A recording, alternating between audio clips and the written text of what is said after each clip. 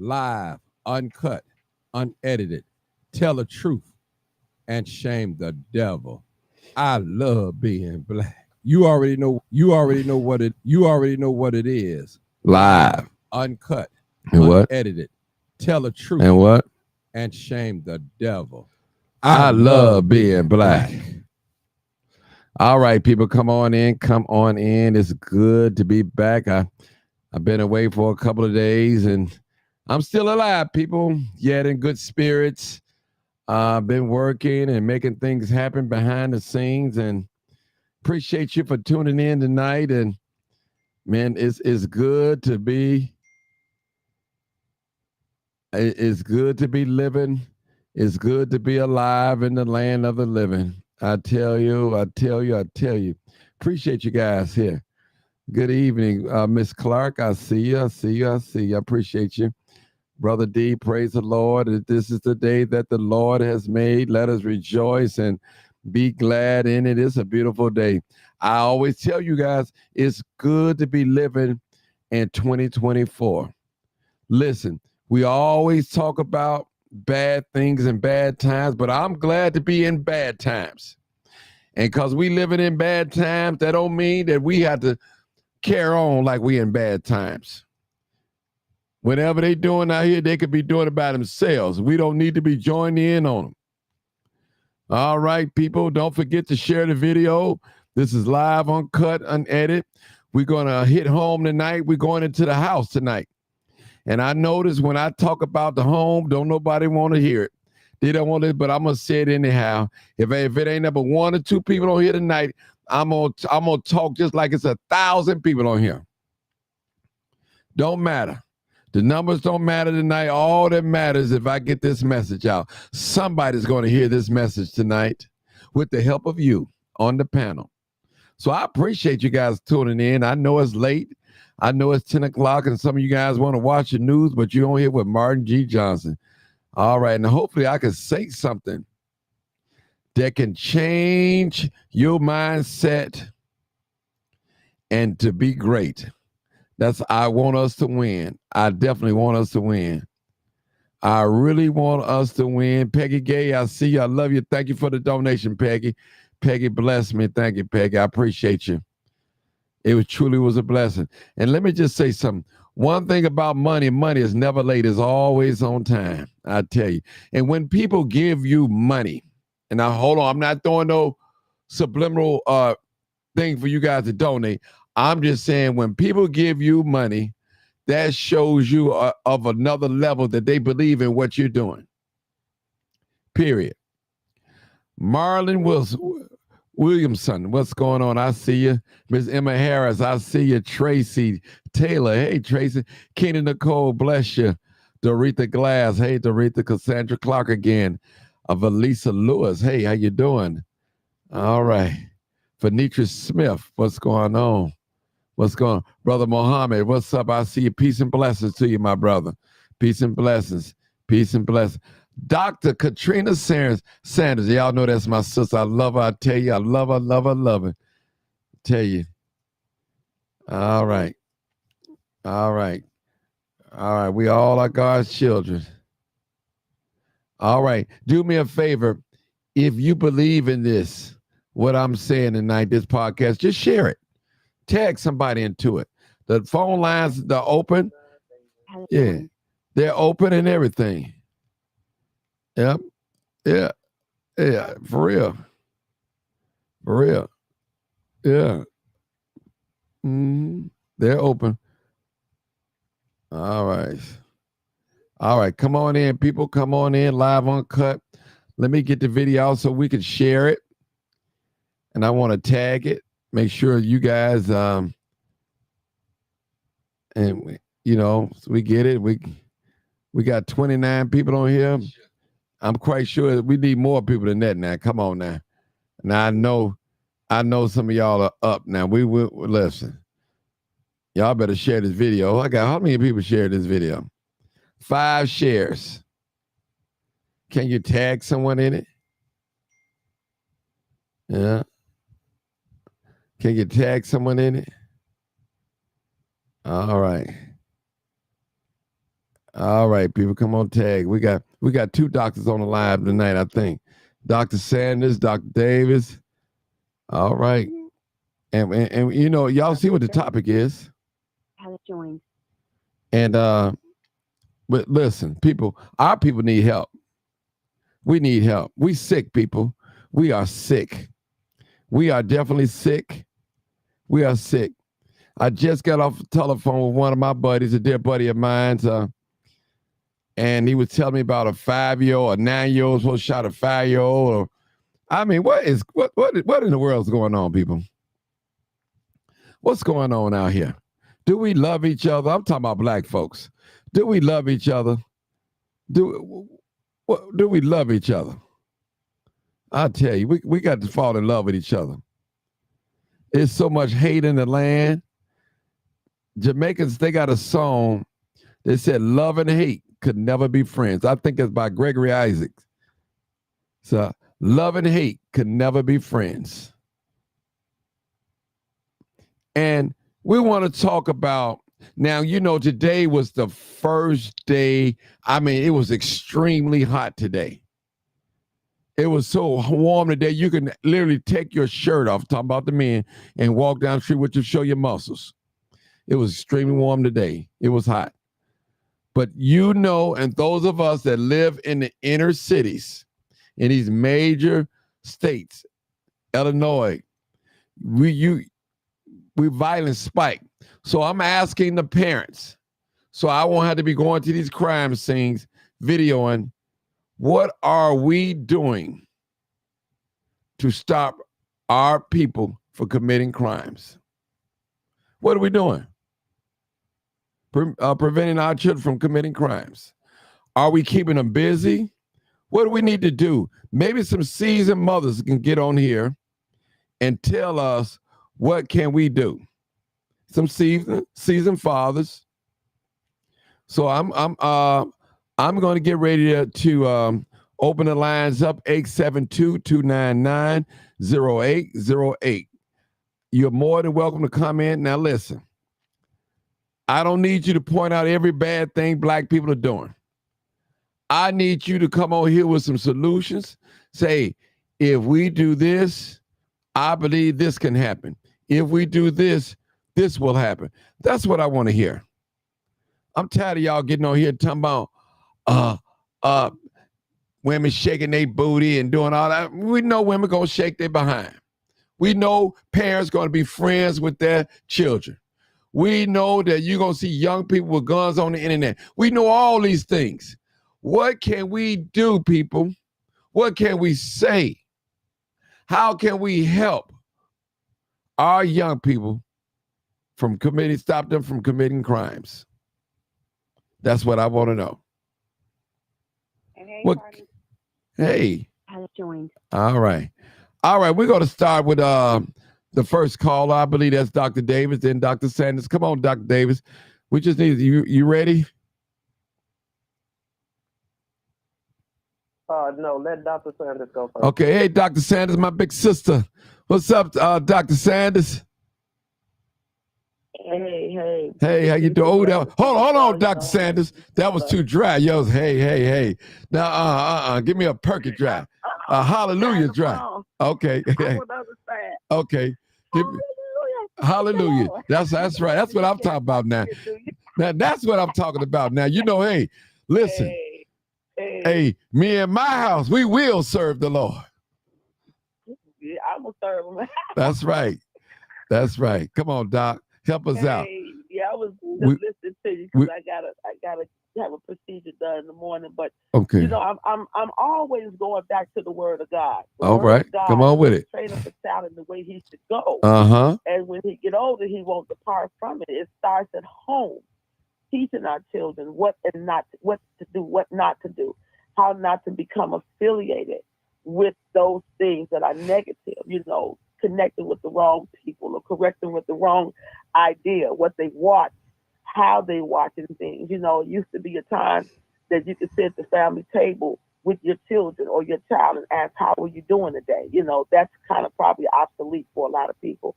But go back and let them know how it is in the system. When I did my training, I actually went to juvenile and the adult correctional facility under the late Mother Consuela York. If you remember her, Martin. I remember Mother York. She taught how. Yes, and she was a bold woman, and yes, she taught was. Us as missionaries what we need to do. And so it's the parents' responsibilities. Yes, we understand that you want to do the things, but go back to what makes sense, because being a friend that's not what the Bible says. It didn't say parents be your friend. You got to teach them what happens, the pros and the cons, the ins and the outs of what needs to be done. If you pull a gun, if you steal, especially in our school system, if our kids are doing things when they're acting out what they feel at home and they come to school, there ought to be some sort of thing going on. None of my children, I have to say this, and I told them, don't let the school call me about no stupid stuff that you already know what's going to happen. And they, one time, my oldest son did, so he was just laughing and joking in class. And I said, oh, no. I laughed and joked with that belt up there. He never did no more. You got to be parents and teach them this is what they need. Yes, you want to buy them $200 shoes and $500 coats and all. That's nice. But guess what? They need to be taught what not to do and what not to affiliate yourself with, the type of friends that you have. We know peer pressures out there. We know, Martin, in high school you have peer pressure. But explain to them what it is. And if they don't know, then that's when you have those grandparents or aunties and good old aunties and uncles that will sit down and teach you some things. What's the purpose of you carrying a gun? You get mad at each other. Kids want to get to fighting and getting out on YouTube and Facebook and Instagram and Twitter. One of my friends, keep him in prayer, his daughter, you know what I'm talking about, Martin. That case is still out, for with Maisha. These things here, it's got to stop, but it starts with the parents. Yes. It starts at home. And so when you start, don't depend on the school system to teach you. Don't depend on the law enforcement. Law enforcement only would let you know what would happen when you come across our threshold. What's going to happen? Juvenile hall. Once you serve there till you're 17, they transfer you over to the adult division. It starts at home. Mm-hmm. Go back to what was never broken. If you got to get the switches off the tree and compile them together, start using them. Belt answer to all questions, because a rod of correction will drive the foolishness out of the heart of a child. Now, people can argue with God. That's your point. You can argue with him. But at the end of the day, you're going to be held accountable. But children also have to understand about the word choice.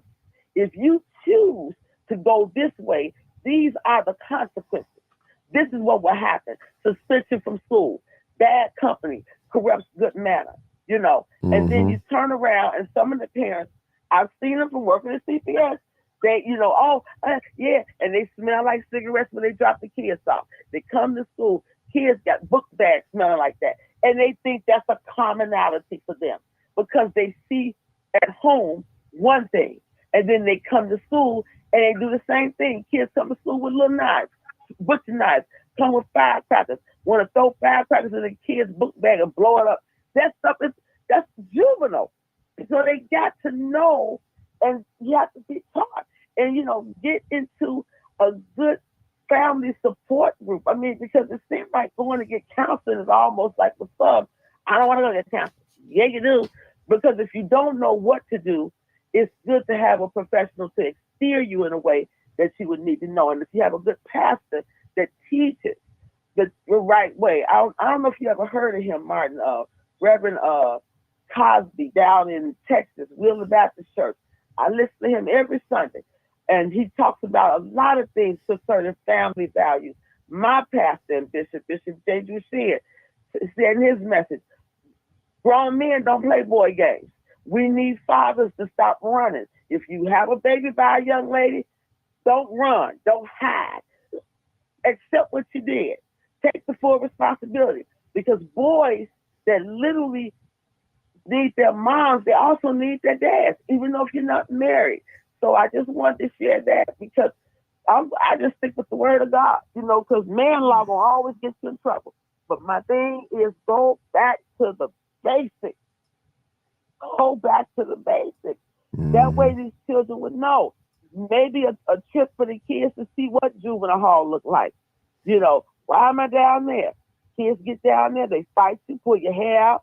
You know, you learn a whole different way of life, because when you are locked up and incarcerated, that's a whole nother world outside of the world you live in.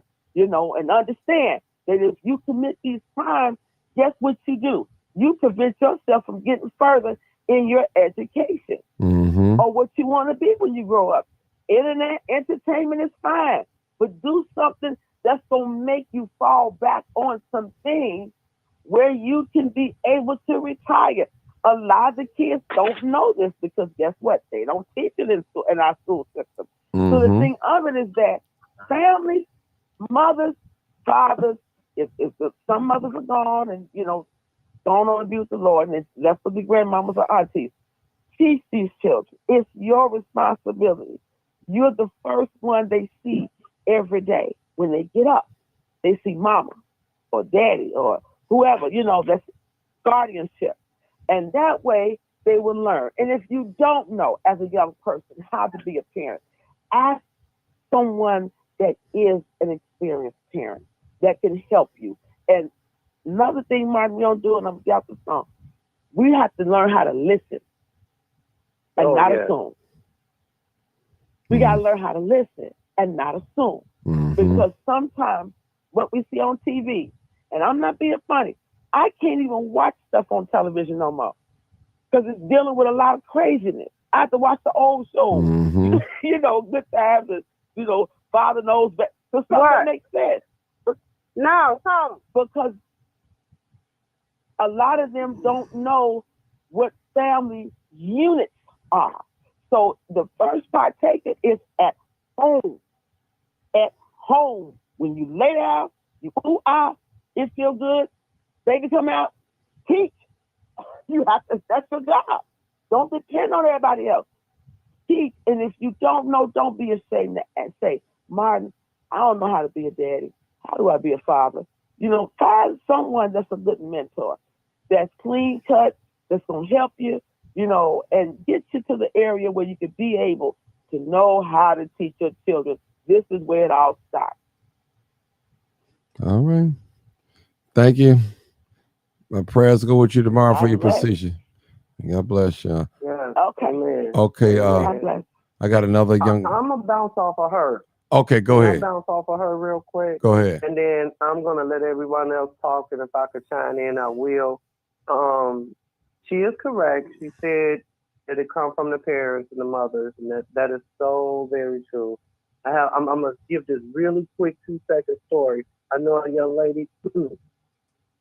She has 4 kids.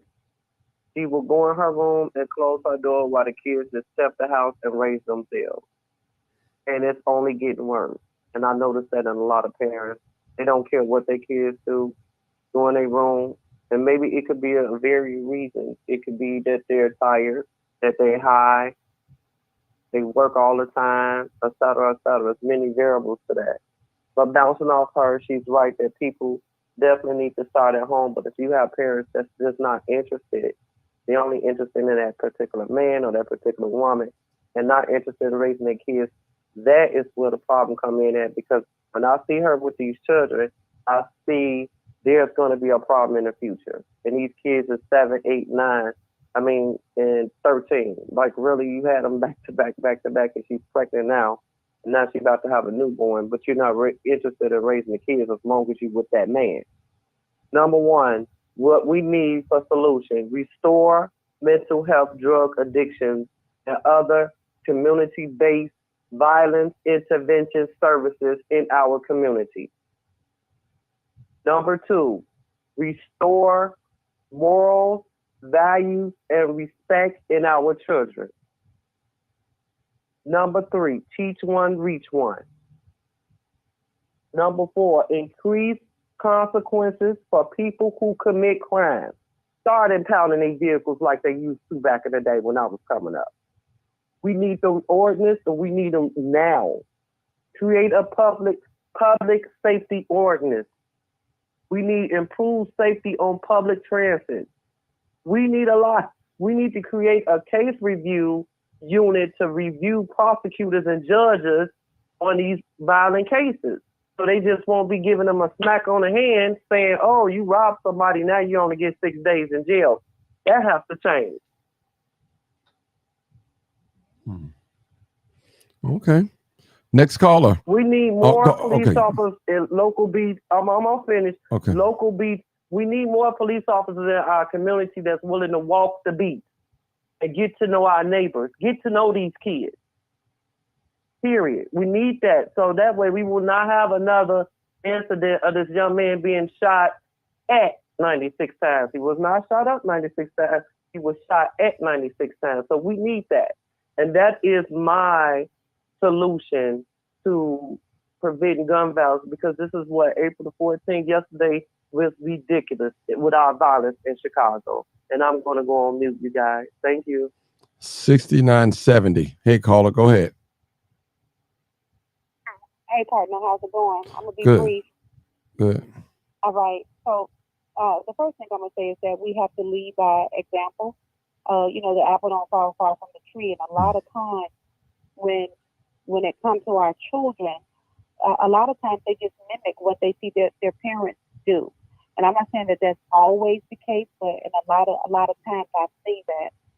The next thing we can do to prevent is just keep them in some type of sports, after school programs, and then stay on top of their grades. When it comes to grades, one of the things that I've always did with mine is I had a system, and a A stands for always, and I was always expecting them to get an A. I mean, it was not even an option, because if they shoot for excellence, then guess what? They usually hit the target. A B, that stood for that I need to be concerned, because something is going on. If you got a B, let me, kind of check and see what's happening. A C meant that I'm definitely coming to see what's going on. I'm coming to the school, expect to see me, because it's something happening. A D, it was for dummies in my household. And I ain't raised no dummies, because I knew, that it was a separation. If you got a D, it was just something that was distracting you, and we need to see what that was. An F means that everybody failed. Everybody effed up, because the parent effed up as well as the teacher, because there's no way that a child should come home with an F. That was just for my household, and it has worked for me. Another thing that I always say is that, we have to be careful about who we allow our children to socialize with. Birds of a feather flock together. So when it comes to my children, I need to know who your friends are. I need to know what's going on with them in their grades. Mm-hmm. I also like to know who their parents are. Tell the truth. And the reason I and need to know the devil.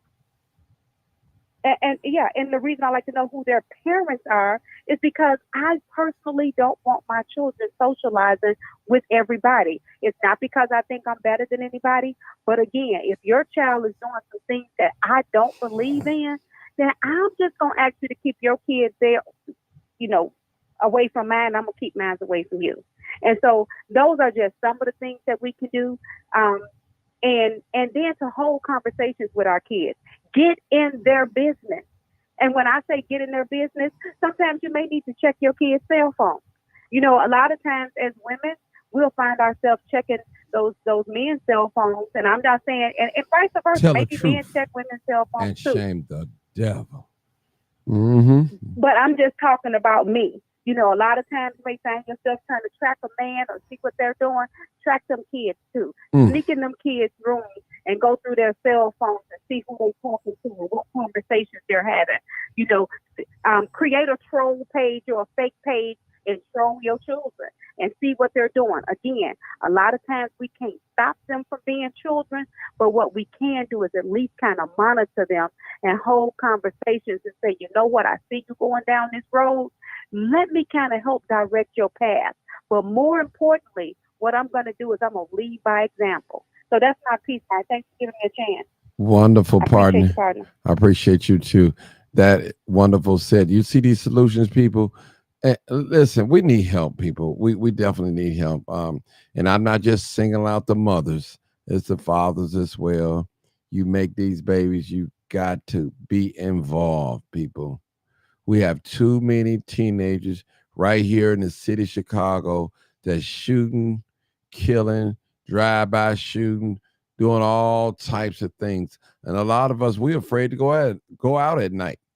When we see a group of teenagers assembling, we go the other way because we just don't know what to expect. And it shouldn't be like that when we see each other.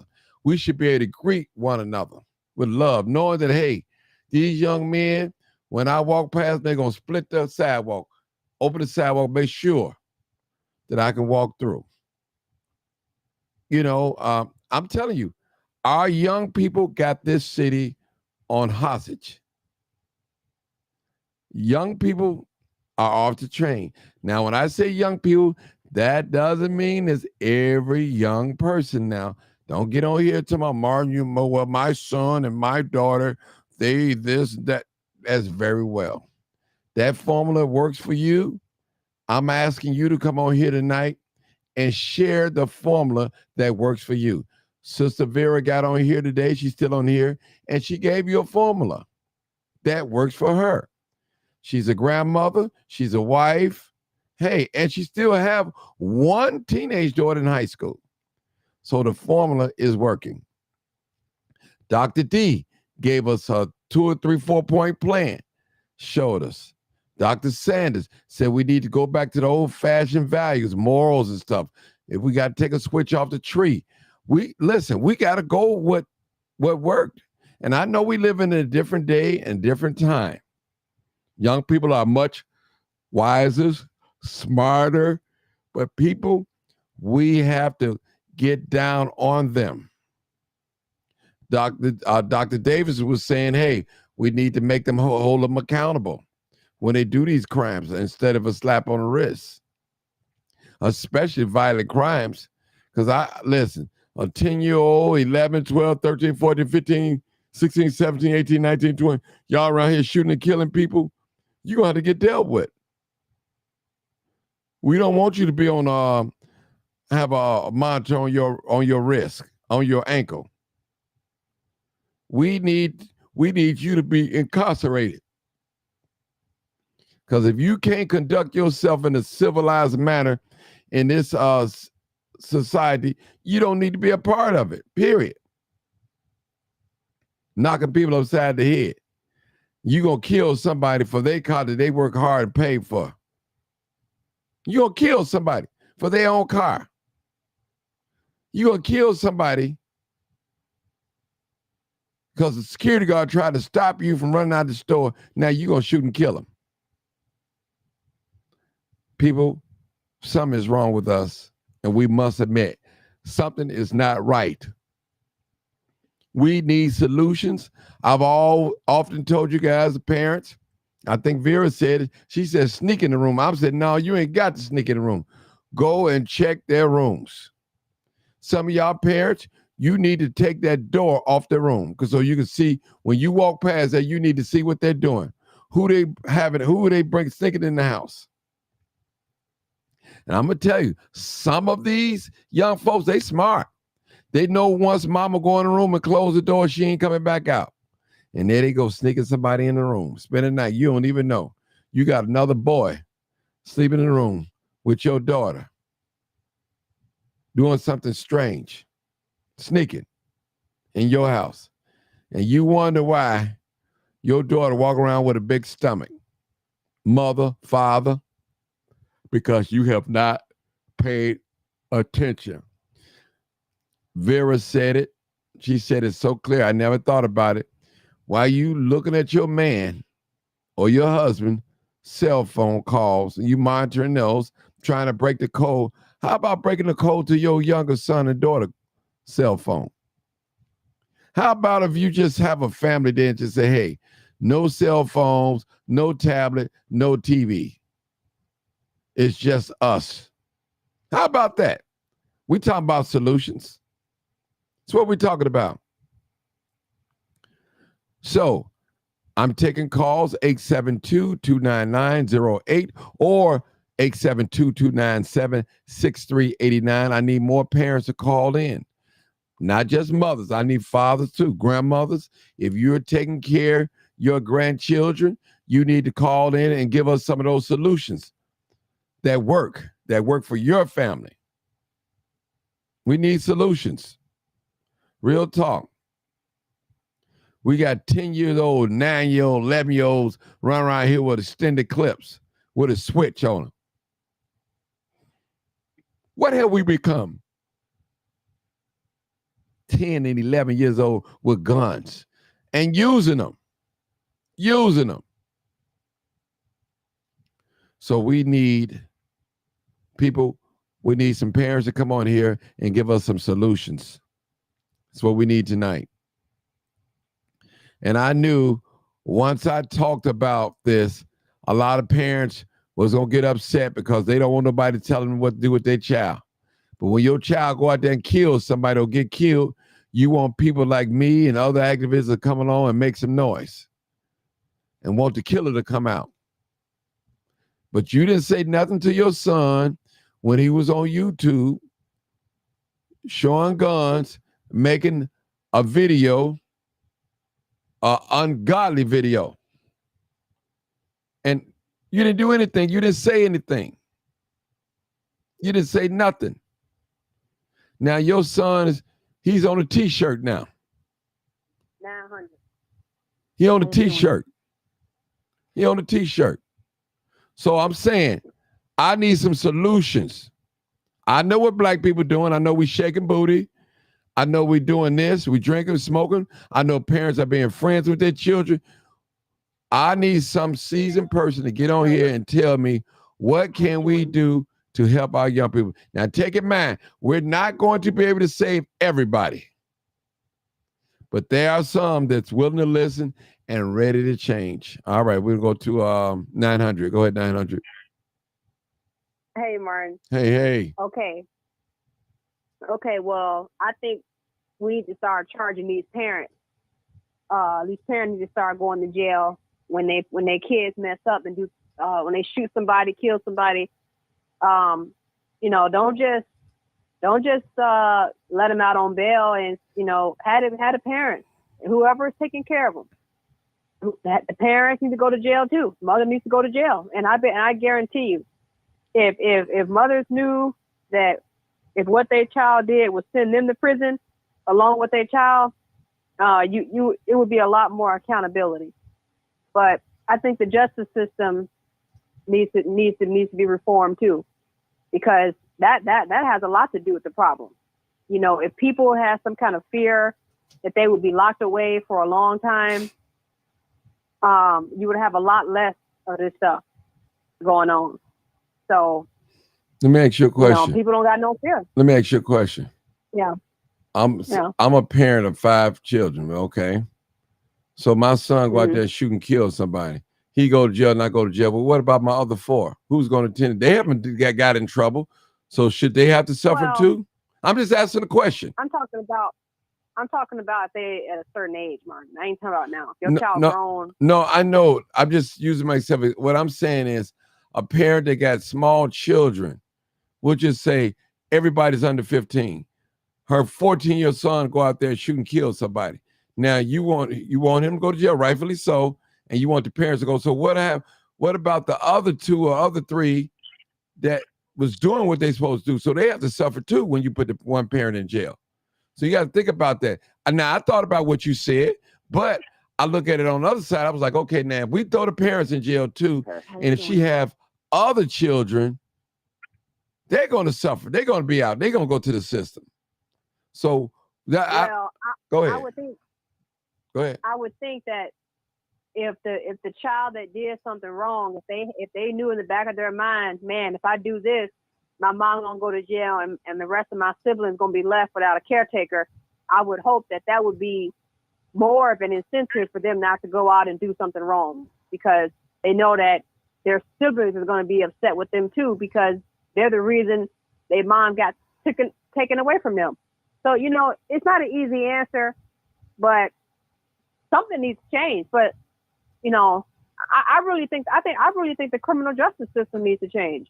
Because like I said, it's common sense. If people knew that they was going to get 50 years automatically for shooting somebody, whether it's a first offense, second offense, if they knew they was going to get life in prison, whatever, I guarantee you crime would really, it would drop dramatically. But people know that they're going to, you know, they could kill somebody. And more than likely, they're gonna get let out on bond, and you know, it's just there's no incentive for people to really to do right, because the justice system is so lenient now in Chicago. So okay, we'll go to the next. We're gonna go to the next caller, 1003. Come on, caller. Hey, Martin. Hey, I thought that was you, Helen. Hey, Helen, how you doing? Helen, go ahead and talk. Go ahead and talk. I'm finna run and get my water because it's in the freezer. But go ahead and continue to talk. Okay. Okay. All right. Okay. So, been listening to everyone, and think that everyone had good solutions. But I also think that the justice system and Chicago public schools play a big part. You know, let me just say this, and I know, some people may think that this is far-fetched, or may even that this may be something that's impossible. I think that we have to let our children, boys and the girls, know that it's okay for them to say no to sex. Why do I say that? Because having sex at a young age alters your mind, and it also alters your mood. It causes feelings and emotions that some of our children's overwhelming feelings and emotions that our children may not be mentally or mature to handle. And so they may go out and do some things, reckless things, you know, that may put them in situations where they have to act out, or have to act out for their friends and do things for their friends, or because of some things that their friends may be doing. I just want to go back when my children was in school. They had sex education, but they also let them know that they do have a choice to say no to sex. They also taught them that if they were in uncomfortable situations, that they always had the choice to get up and leave. They also taught them that, taught them about peer pressure. And when they are being pressured to do something that they're not sure or that they don't want to do, they can get up and leave. Chicago public schools today, children in the third grade, doing one of their classes, it's the social emotional learning. They learn how to have sex.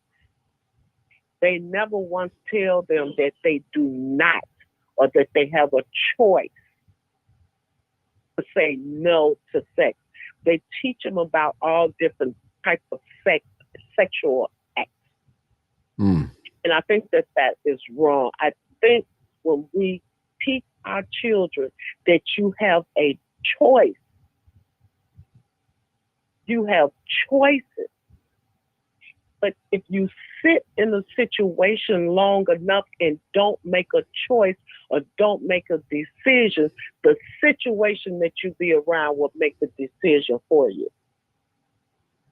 And I think that we have to let our children know about choices and know that I can say no. Whoever I'm around, I can say. When she done talking, say no. When she done talking, also, go ahead, Helen.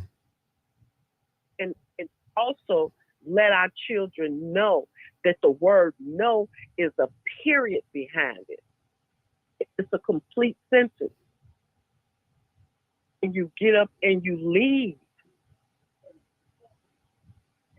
We have to teach our children, or just give them the education. I used to do with my children, my daughters, when they were coming up and made friends. I had this book called the What's Happening to My Body book for boys and girls. We would go over that book, read that book, of course, with their parents' consent. Because I wanted the girls and the boys that was coming to my house, I wanted them to have some information. Our young children are missing the information that they need. No one is telling them, no one is giving them the proper information. Public school is teaching them about sexual body parts and different sexual acts. When are we going to give our children the information that they need? They're young children. They don't know. We just send them out there in the street. Tell her, don't get pregnant. Give her some birth control pills. Tell him to wrap it up. Where maybe mentally and emotionally, they may not have matured enough for that. Or why we can't tell our children, hey, you have a choice. You don't have to have sex if you don't want to. Mm-hmm. Mm. And that's what our children are missing. And that's what parents have to give our children. We have to give our children information. They don't have it.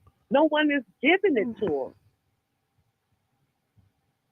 them. Maybe as parents, we don't know. Mm-hmm. Maybe we need to, as parents, educate ourselves instead of what's going on Facebook. Mm-hmm. Maybe we need to educate ourselves. Maybe it's some information that we're missing.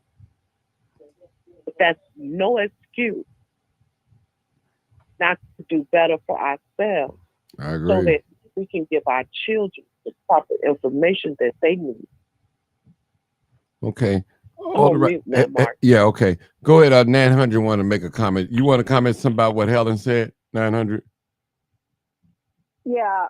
I think even more important than teaching kids how to walk away and be strong in situations, teach them not to put themselves in situations like that to begin with. You know, because a lot of times kids find themselves in compromised situations, feeling pressure to do stuff because they didn't listen to what their parents told them to do. Sometimes it's not always because no one told them not what not to do. A good number of times it's just because they're being rebellious and they didn't listen.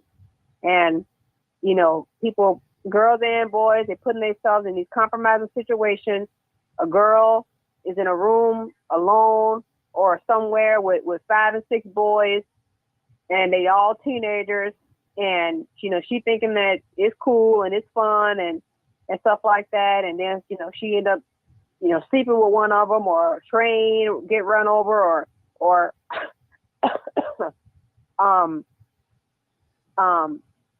gang rape, something like that, and or she They introduce her to some drugs or some kind of liquor, and you just don't know. So a lot of times teenagers put themselves in these situations, and it's important to tell teenagers, hey, don't run with that crowd, or don't go here. And some point they're gonna do what they want to do, but if you don't educate them and guide them and warn them of the dangers that could happen, I don't know. All right, next caller. I wasn't a rebel. Okay. You say you were a rebel. You ain't did well.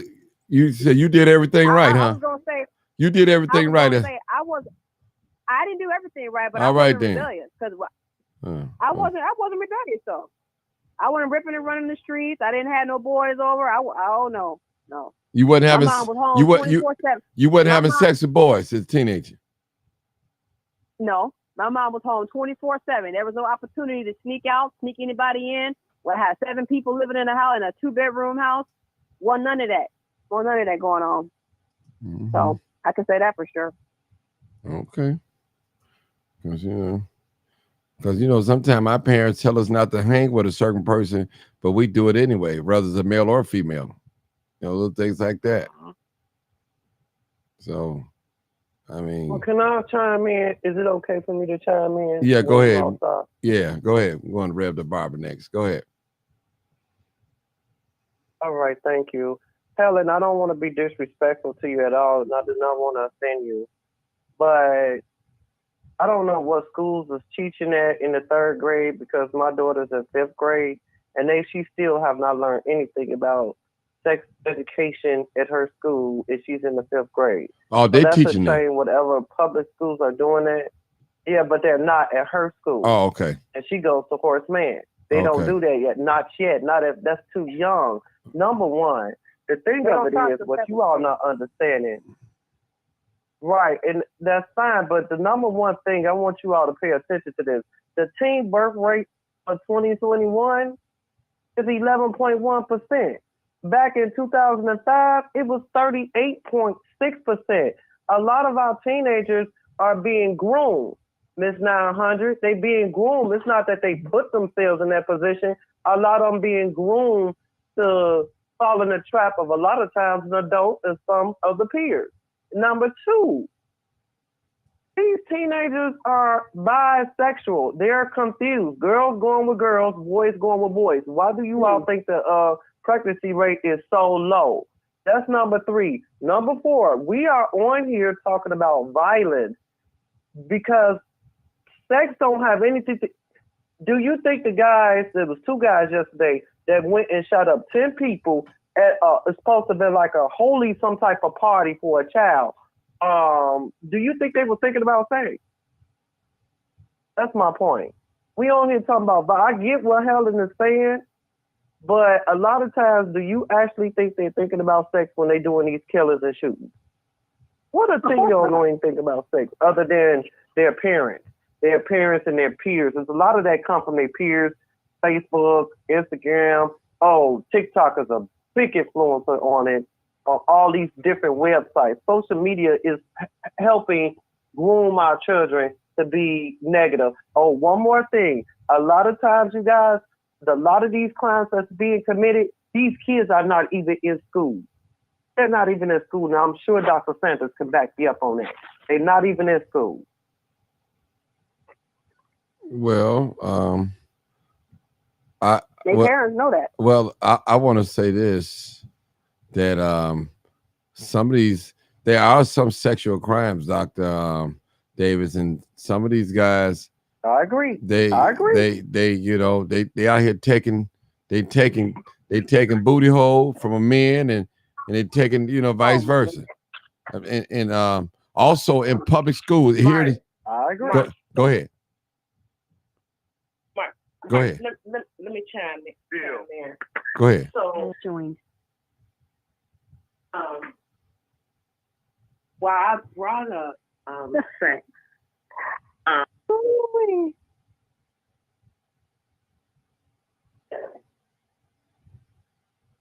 brought up sex because,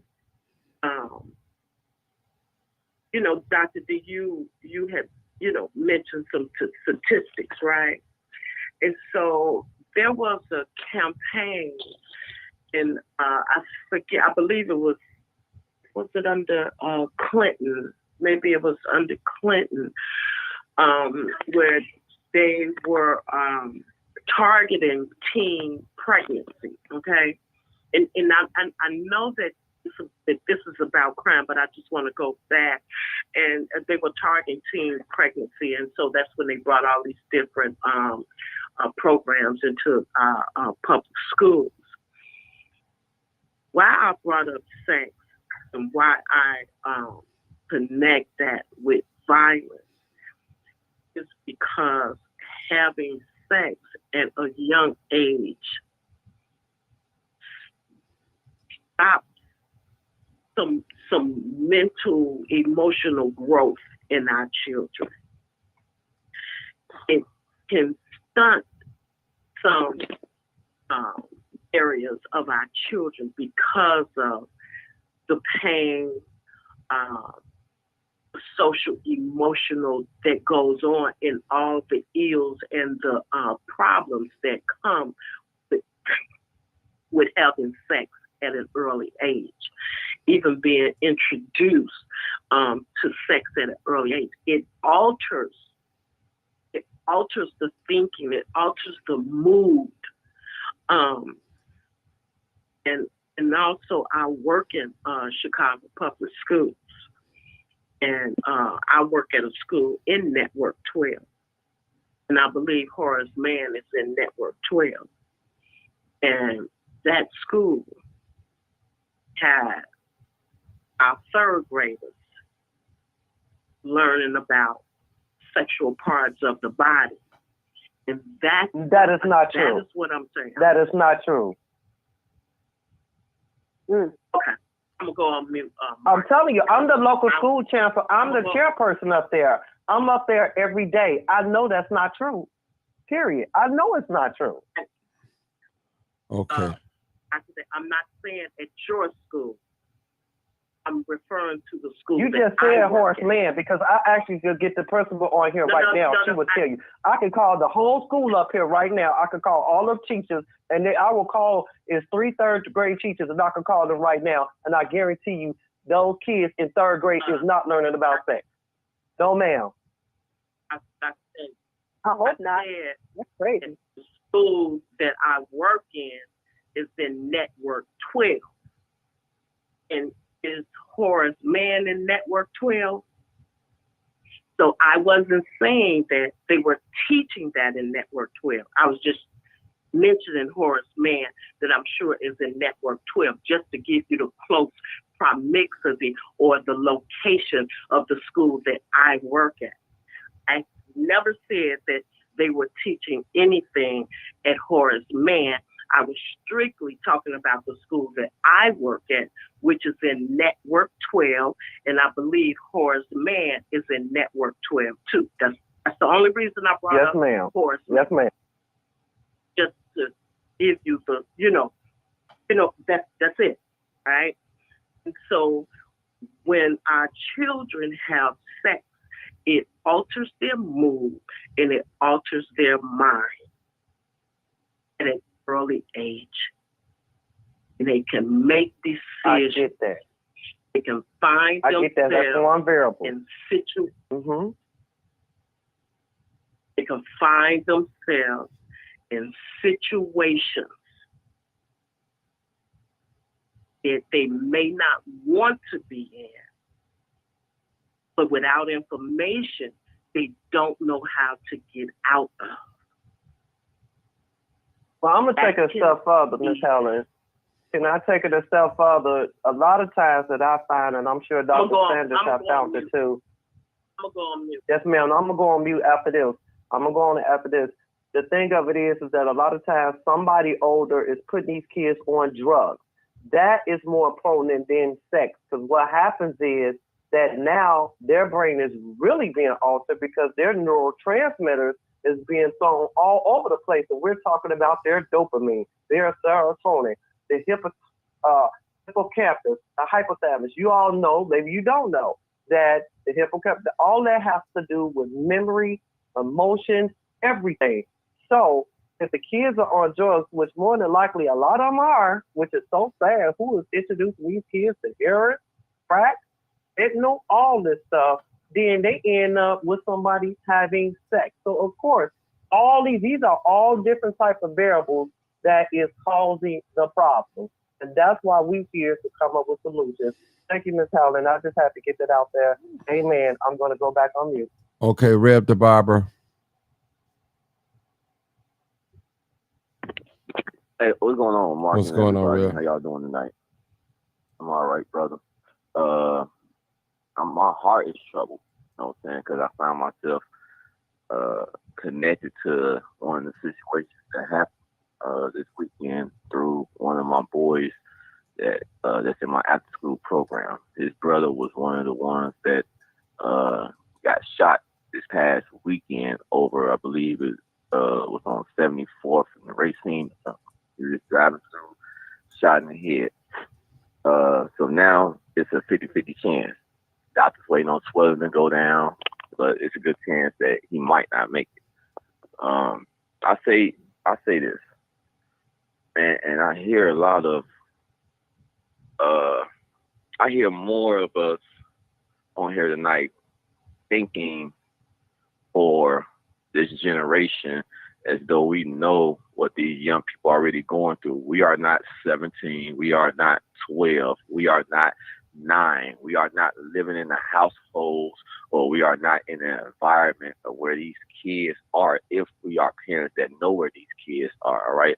We got to be honest with that. If we have children, you call your child right now that you got 360 tracker on them, you don't know nothing about what your kids are into right now. So if anybody's on the phone and they don't have their children inside the house right now, I would recommend that you call your child. I would recommend that you find out where your child is even right now. And that's just for the ones that is concerned but don't know where their kids are. So yesterday I went to, me and my family went to Springfield. I was invited down there to be a part of the national prayer for the nations. I think they did it instantaneously at the same time all around. When I was down there, we went to the Lincoln Memorial. So we stood on the stage and we was demanded to don't mess with our kids. That was the campaign demand. When I went down there, I was saddened. First of all, I was saddened because you had more white folks in that crowd than anything. From Chicago to Carroll that showed up, it was more white folks that care more about what's going on in Chicago, and most of them didn't even live in Chicago. When you got a white person walking up to me and saying, I'm praying for what's going on with you black folks in Chicago because it's ridiculous what y'all going through, that's a problem. So first of all, to not have enough black folks down there, to not have enough of these community parents, community leaders, people that's in organizations saying, hey, we the leaders, we saving the children, getting all this money for violence prevention, they was nowhere there. All right. So right then and there, it's telling me that everybody's a joke that I see here that's not really putting in the work. They just got something to say. For the lady who said that they are not teaching this in the schools, they might not be teaching it at Horace Mann in your child's school, but in 2025, the curriculum will be in the schools. It's already been passed in the House. It's already been passed to the point where they got bills out there and the government signed off on it to the point where you can put tampons in boys' bathrooms. You can emulate, you know what I'm saying, the children with this sex education, explicit sex education, Johnny, Coke, and Peter. They showing it in the books. We seen the books. We got the books. We got all of the proof, the receipts. All right. So we can't say that it's not there. It is there. Your child just not haven't been exposed. It's so much there that in Simeon, they're sending letters to the parents. My sister got a letter saying, hey, this is the new curriculum concerning the sex education. You have a choice as a parent to sign off on it and say, no, I don't want my child learning that. Or you got a choice to say, go ahead. Well, if you got parents out there that don't know about what's going on inside schools, they're going to start teaching it because nobody said that, hey, we don't want our kids learning this stuff. So we're sitting on here acting like we know what's going on in the schools, but how can we know what's going on in the schools when we're not really inside the schools? All right. So I got this thing called 7 Block 7. It's a campaign that I'm running right now. We're getting started, putting it down on paperwork and everything to sit up there in Inglewood alone, adopt 7 schools from Sherwood to Nicholson and all the other schools, Johnson, King. And what this campaign is going to do is to adopting these schools, not to go in the schools and work with the schools because we don't like the schools no more. We know there ain't nothing going on in the schools for your kids to learn. But what we will do is use the vicinity of these schools as a blueprint to take 7 blocks of each schools in the 7 areas of our vicinity, and we're gonna campaign. We're gonna canvass these neighborhoods, knocking on door to door to meet parents. Now, the reason why I came up with that idea because I have a young man who comes Bass Elementary, who came to me, and he lost his father, and I met his grandmother, and I started just by cutting his hair for free. I cut the kid's hair. And after that, a year later now, this boy done brought me 10 more boys his age, between the ages of 9 and 13. And yes, I'm telling you, every single day I got them, even to the point where I got a relationship within that time with all their parents. Really, it's just 2 of them I don't have a relationship with yet, but I still have their kids.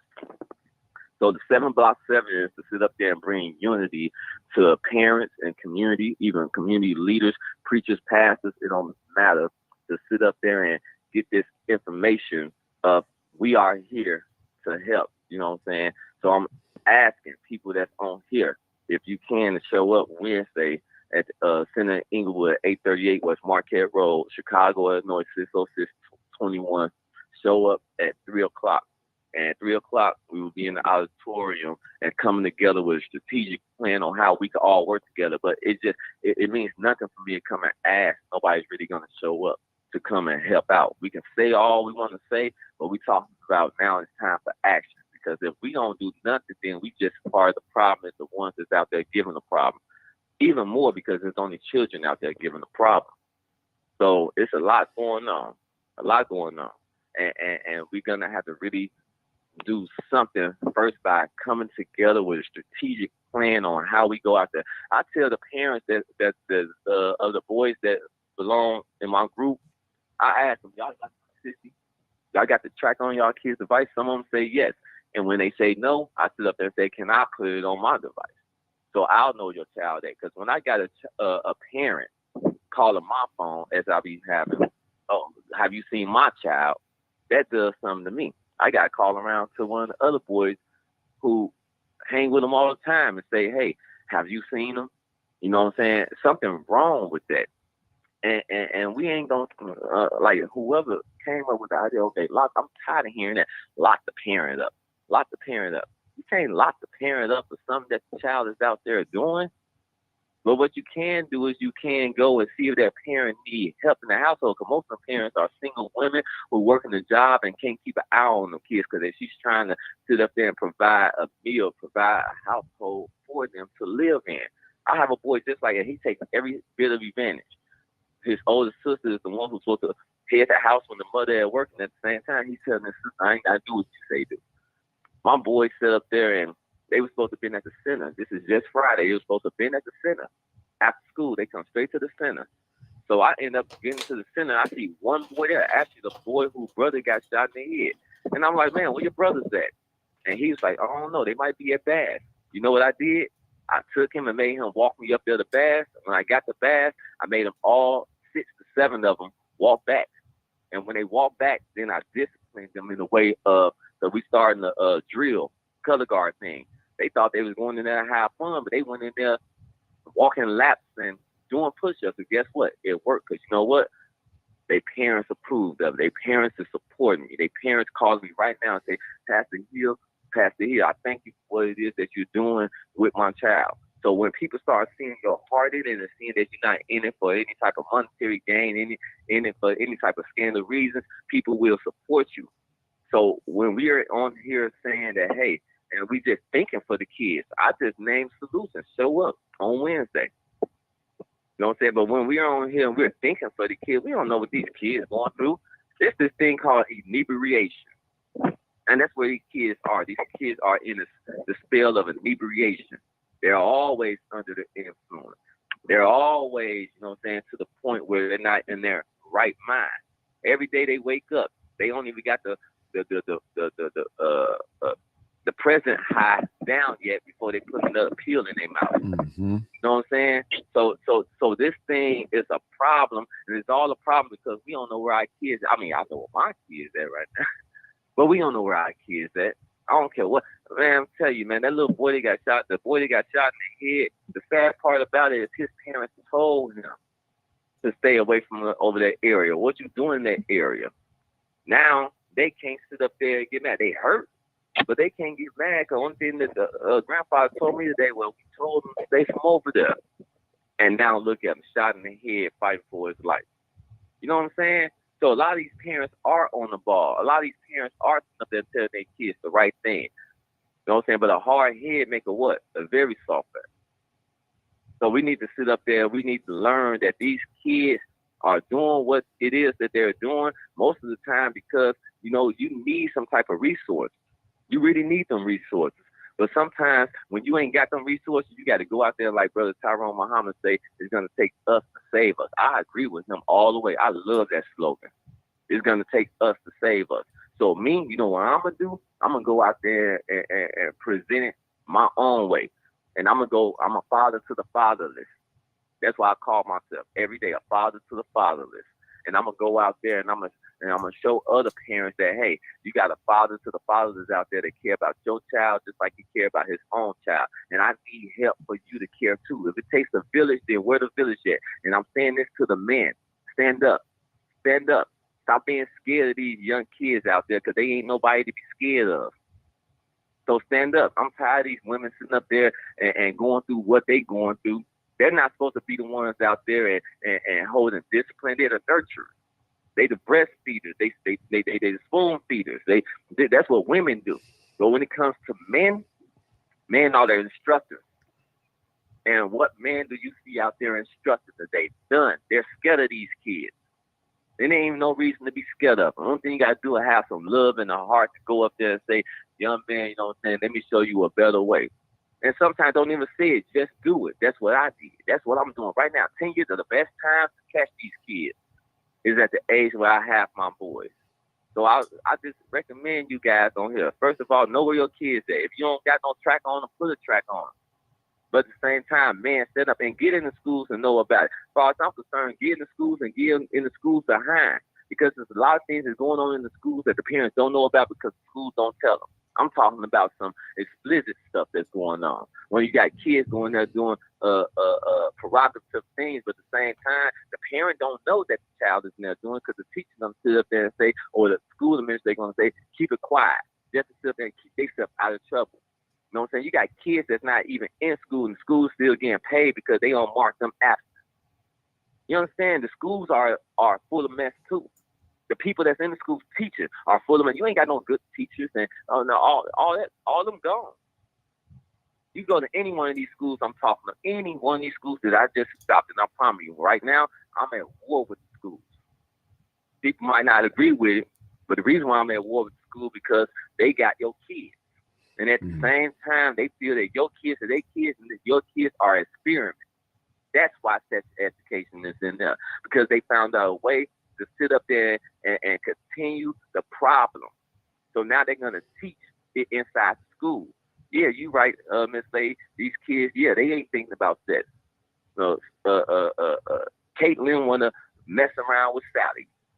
You know what I'm saying? Boys out here trying to be girls. Okay, yeah, okay, Reb, you got to wrap it up now. When it comes to this violence, you got to wrap it up now. When it comes to okay, all right. When it comes to this violence, we need to get out there and we need to go ahead and get to these blocks. We need to go ahead and get in these households. We need to get to know the people that lives in our community. You'll be surprised how many people that know each other but live in the same community. So that's all I want to say right there. Please show up Wednesday, 3:00. Center Inglewood, 838 West Marquette Road, and be with us that we sit up there and come together to work out a plan to get some boots on the ground and really get out there and do something. All right, Bill, you're next. Then Marcus. Hey, everybody. Hey, Bill, what's going on? Hey, Bill. I take my hat off to Rev for being boots on the ground and being the father to the fatherless. I disagree with 900. You can't charge a parent and send them to jail because of something their child did. A lot of times, people put their whole heart into raising their kids and teach them everything that they possibly could, and it still don't register. Peer pressure is a mug. Myself, I didn't grow up in a 2-parent home, but my father was in my life the whole time, and I hear people saying you got to be a parent, you can't be their friend. I beg to differ because I knew and was taught from 3-4 years old that my parents are my friends. The people I hung out with was my buddies. You gotta be your child's friend. You gotta be the disciplinary. You gotta be everything that they possibly want or need in this life. And they still will go astray because I had it and I ended up being in the street, being hard-headed and doing it my way. But you have to be your child's friend for them to even confide in you. You just can't be the straight disciplinarian. Disagree. Of course you would. Of course you would. But I'm talking now. You have to be the outlet for your child when they do have a problem, have a fight, whatever. Come to you and say, "Hey, Dad. Hey, Mom. This what happened to me." If your child ain't, you should be asking. But the bottom line is bad parenting. When you got a kid, I don't care if it's an urban area, rural area, you have to give them not only school and tell them to come home and expect them to do what you say you're gonna do. You got to do give them some activity. If you can't, as a single parent or mother, you got to depend on somebody like Rev or uncle or auntie to take them to karate lessons. There's places that got activities for kids that's free, but you got to be willing to get involved. And the more time that you take up of your kid and build your kid's world around you, the less chance you have of them being influenced by the street. Now, when I got in the street, I never was a follower. Never. Because I had moral standards that I ignored, but I knew I had to, whatever I did, I had to suffer the consequences for it. That's the way I was taught. Well, let me ask you a question. That's all I got to say. Bill, before you go, quick question. Now, can you break it down to us a little better? So you said that parents should be friends with their children. I mean, how? Right. How? Yeah. By letting them know you their friend. You don't let nobody else become your kid's friend or get so stuck on the fact I gotta discipline them. I ain't gonna be able to stand on them. Yes, you can. You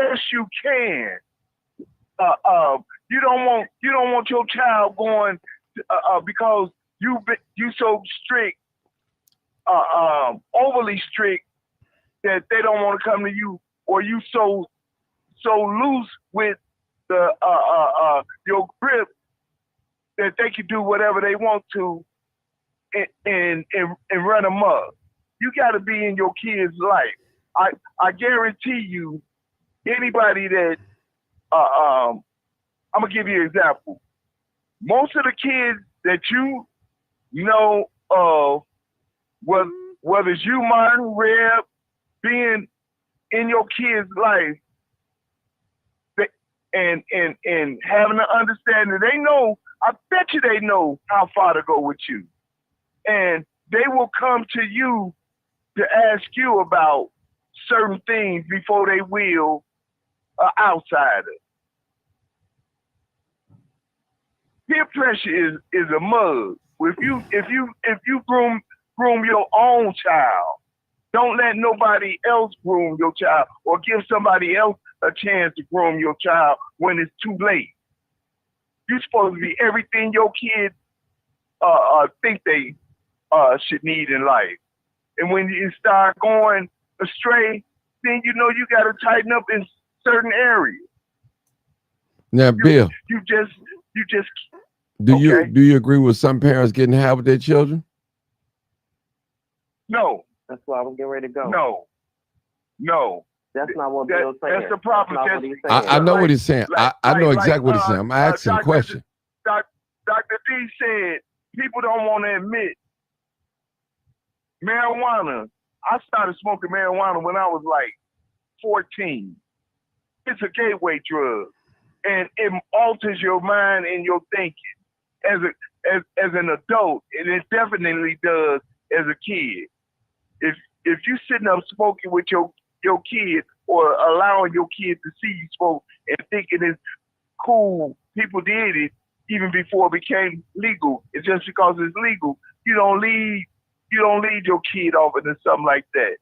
Just because you just been smoking weed for the last 15 to 20 years, and that's all you do is smoke weed and drink. But there's 9 other parents that started off smoking weed. There's smoking crack, doing heroin, and it will lead from them smoking the weed to taking a pill or whatever. So no, you don't do that. You don't do that. Okay, because see, I'm afraid of that, Bill. I'm afraid of it because when you say the parents ought to be friends with their child, I can't see it. Me personally, I just can't see it. I'm trying to figure out where you're coming from. Maybe somebody can help me. Help me explain it better. Can I help him? Can I help him? Can I please help him? Can I help you? Let me say this, Dr. D. Let me say this, and then you okay. Not to a real friend and a loved one, a real friend. Martin, I'm not gonna see you, Reb, Dr. D, doing something, and I know that is wrong just in the name of a term that's used loosely, friend. That term, number one, is used loosely in amongst our black people, because a friend ain't gonna let you go off and do nothing that's bogus or put yourself in a predicament. As a parent, you can be your child's friend. You lay it out. It's only so much you can do as a parent. It's only so much you can do. You gotta come to reality of that first. But you give it your all. You let your child know, okay, you hang out with them. Look what they doing. No, I don't want you with them. Everybody they've been hanging out with, they wearing t-shirts and there's 4 or 5 people dead on their t-shirts. No. Okay. Go ahead, Dr. D. Then Marcus. Okay, so. Okay. You want me to wait, Marcus? If Marcus want to go, yeah, I mean, Marcus, you want to say something? I'll go right quick. Go ahead. There's something I got. Okay, go ahead, Marcus. Add on to what Bill, I think what Bill is saying, in my opinion, I know we living in a different age, but the way I was raised, my mother, my uncle, my cousin's fathers, my father, they was my parent and they were my friends. Friends meaning they showed you love. They wasn't beating on you for any little thing or yelling at you. We knew that was our parent, and we knew that there was a limit. She had set a limit when I was younger, much younger.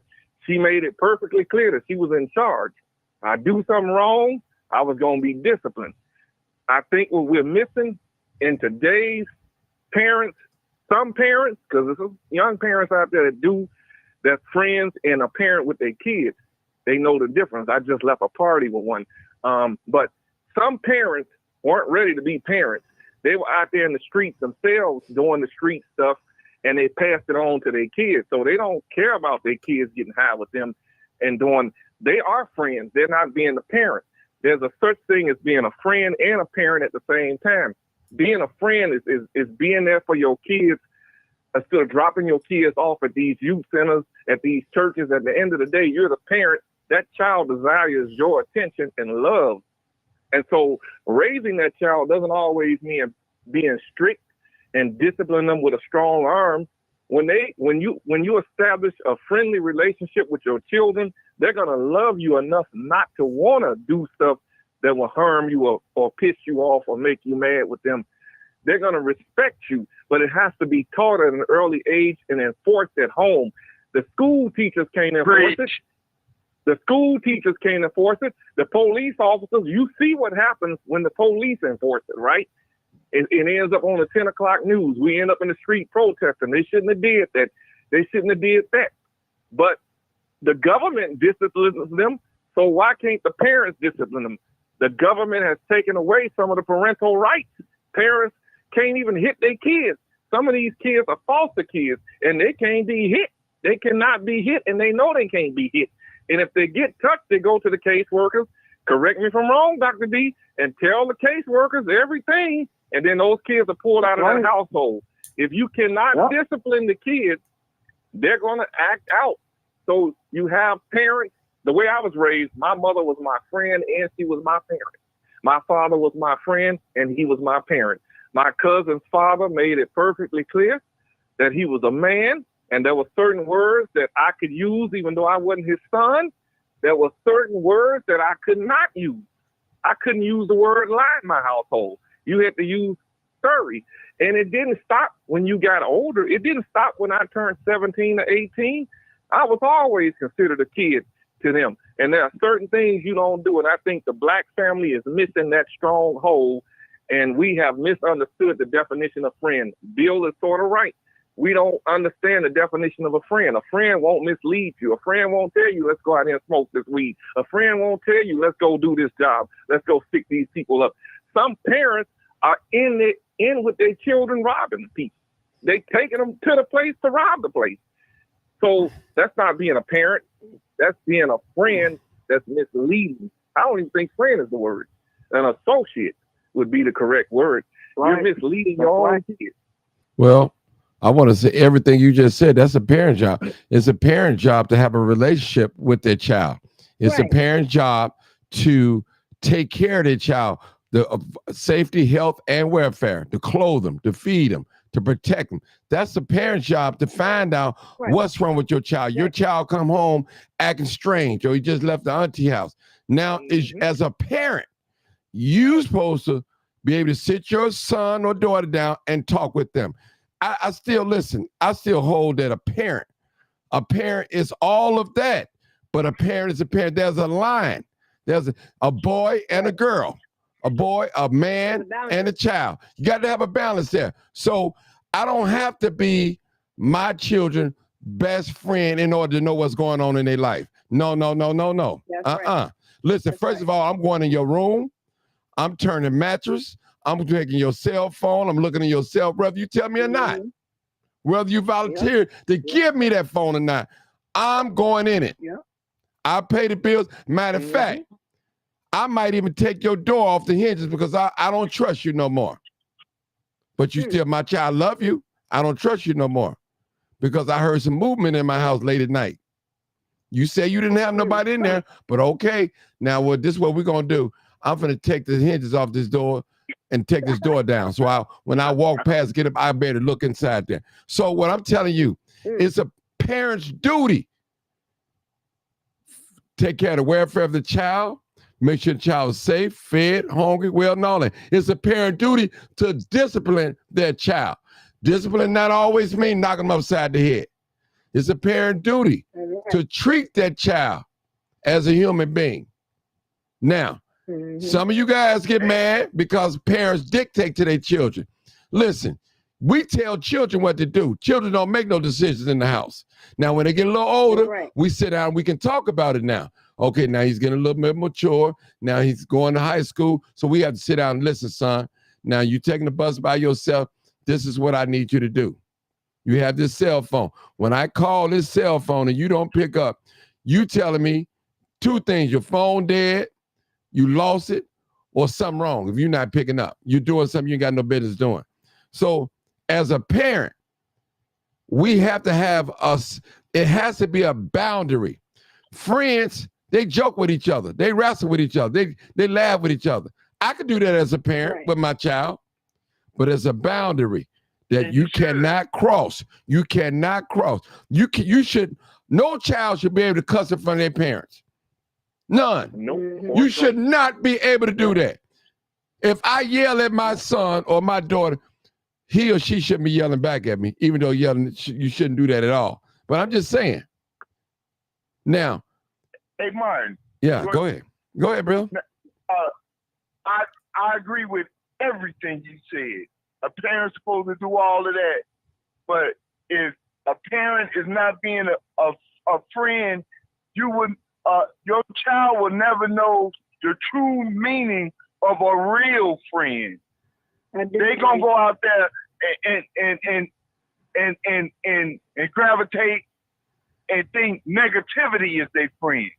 That's what I'm saying. Okay. Now, along with all that you said, Martin, where I think there's some disconnect in today's time, you got people that's thinking they good parents or putting forth a good effort, but they're allowing their kids to have 7 hours on the internet, stuff like that, instead of having an activity for their kids. Or just because you take care of your kids don't mean you shouldn't take them to amusement park, the jump park, or whatever.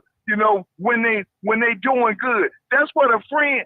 When you establish that, if you just do the what you said, take care of your kids. That's something that you obligated to do, whether they feel it or not. But you have to open your kid up with corrective coaching. Like, okay, if your kids making bad grades, they got to get off the internet, or they ain't gonna get to go hang out this weekend. If your kid doing good, then you gonna take them with their friends, drop them off at McDonald's. At the show, and go with them. Not just drop them off. Go with them. If they get to an age where they 15, 16, you might not want to sit with them. They want to sit by themselves. Let them sit by themselves. But I agree, they ain't supposed to be cussing, but it's a line of respect. But you still got to represent a friend for your kid to even know what a friend is. If you don't convince your kid that you their friend, and I don't mean smoking weed and all that. That's a false friend. Just like Marcus said, if your child friend and you establishing all those boundaries, they not if you the disciplinarian and I feed you and that's it, your child gonna run right to the street. The street. It's historically known. When you see, check this out. On whether it's in movie and in real life, when you got a man in his kid's life, number one, not just and he don't even have to be with that mother, and the mother ain't salty and pouring salt on the kid's dad, keeping them away from him, and this man has established manhood and fatherhood in his kid's life. Those kids gravitate to him. He not only taking care of them, he taking them places and doing things with his kids. And those kids grow up to be more successful, and they might stray off, but they still want to make, just like Marcus said, they don't want egg on their face. They don't want to look bad in front of their mother or father or their friend. Okay, Bill. Let me. I want to hear what Dr. D got. Okay, let me say something about Dr. D. Come. Why can't what you just said, a parent, be all that? A parent can do all that. You don't listen. You don't have to be on a friend. First of all, when you're a young person, you can't even pick friends. You don't even know what a real friend is. You have to be taught that. You have to sit down and explain to that. Because, listen, you have to know the difference between a person being friendly with you and being a friend. And you got to know the difference between when somebody's laughing with you or laughing at you. Young people can't decipher that right now. You have to identify them. You have to teach them. Listen, I tell parents all the time, instead of giving your sons and daughters everything that you didn't have when you coming up, you need to teach them everything that you didn't know. The teaching, people, is the teaching and the training that's going to prepare our children for the future. Now, if you look at today's society, they don't want you to discipline your child physically. Now, look at the difference now and back then. It's totally different. It's a totally disconnect. You got young people, I'm talking about 10, 11 years old, carjacking. That's unheard of. 10-year-old shooting somebody. Back in our days, that's unheard of, man. Something is not right. And it's starting from the parenting. That's exactly what it is. These children are doing things and they are getting away, and there's no accountability. They know they're getting a pat on the back, period. I'm not saying lock them up and throw the key on every situation. I'm not saying that. Some of these children are smart, they're brilliant, and they know what they can do, and they know how to manipulate. They know how to do it. They know how to do it. They know what parent that they can get away with and the other one they don't. The parent that's most stricter, they don't want to be around that parent. They're going to go to the weakest link, whether it be the father or the mother. It could be vice versa. These children know what they can do. They are so smart and intelligent. They know, just like you said, if their mother say something to them or put a mark on them, they can go to the school and tell a teacher. They know that, and they use that power. What hurt my friend, I got a Spanish buddy, his 12-year-old son said, if you hit me, I'm going to school to tell my teacher. So right there, hands off. See, they know their power. They're giving too much power, these young folks, and they know how to exercise it. They're giving too much power. Mark, can I add on? Now, hold on, I'm still talking. I think Dr. D, then you can come. They're giving too much power. So what I'm saying is, when we on these children, they're not responsible. Our children don't want to work. I'm talking about black people. They don't want to work. They want to give they want you to give everything to them. Don't want to work. Well, son, if you take out the garbage for a whole week, I'm gonna buy you them Jordans. But you got to put a task to it, people. You just can't give your sons and daughters everything they want. My daughter wanted a cell phone. She wanted an iPhone, but her grades was failing. So what I told her, and my mom cussed me out. Well, she need a phone. I am aware that she needs a phone, but as a parent, as a father, I do not reward bad behavior. So I told her, once you bring your grades up and there's no failing grades, you have your cell phone. And I did it. And I'm paying the bill every month, faithfully. Never miss a month not paying the bill. So what I'm saying is, people, our young people are not being held accountable. And look at our city. We are bound by our young people. We're afraid to say something to them. We're afraid to speak to them. We're afraid to walk down the same block they are. We're afraid of them. Why? Because we out there being their friend. Listen, these young folks will cuss you out, will stand toe-to-toe to you. And if you beat them down, they know to call the police. I'm a minor. He hit me. But they'll stand toe-to-toe to you like a man. These young folks have no respect. You ride on the bus, they talking about sex. They talking about weed, drugs, all sex, a boy on boy, girl on. Listen, there's no filter with some of these young people. Not all young people. So that part of being friends with them, that's not working.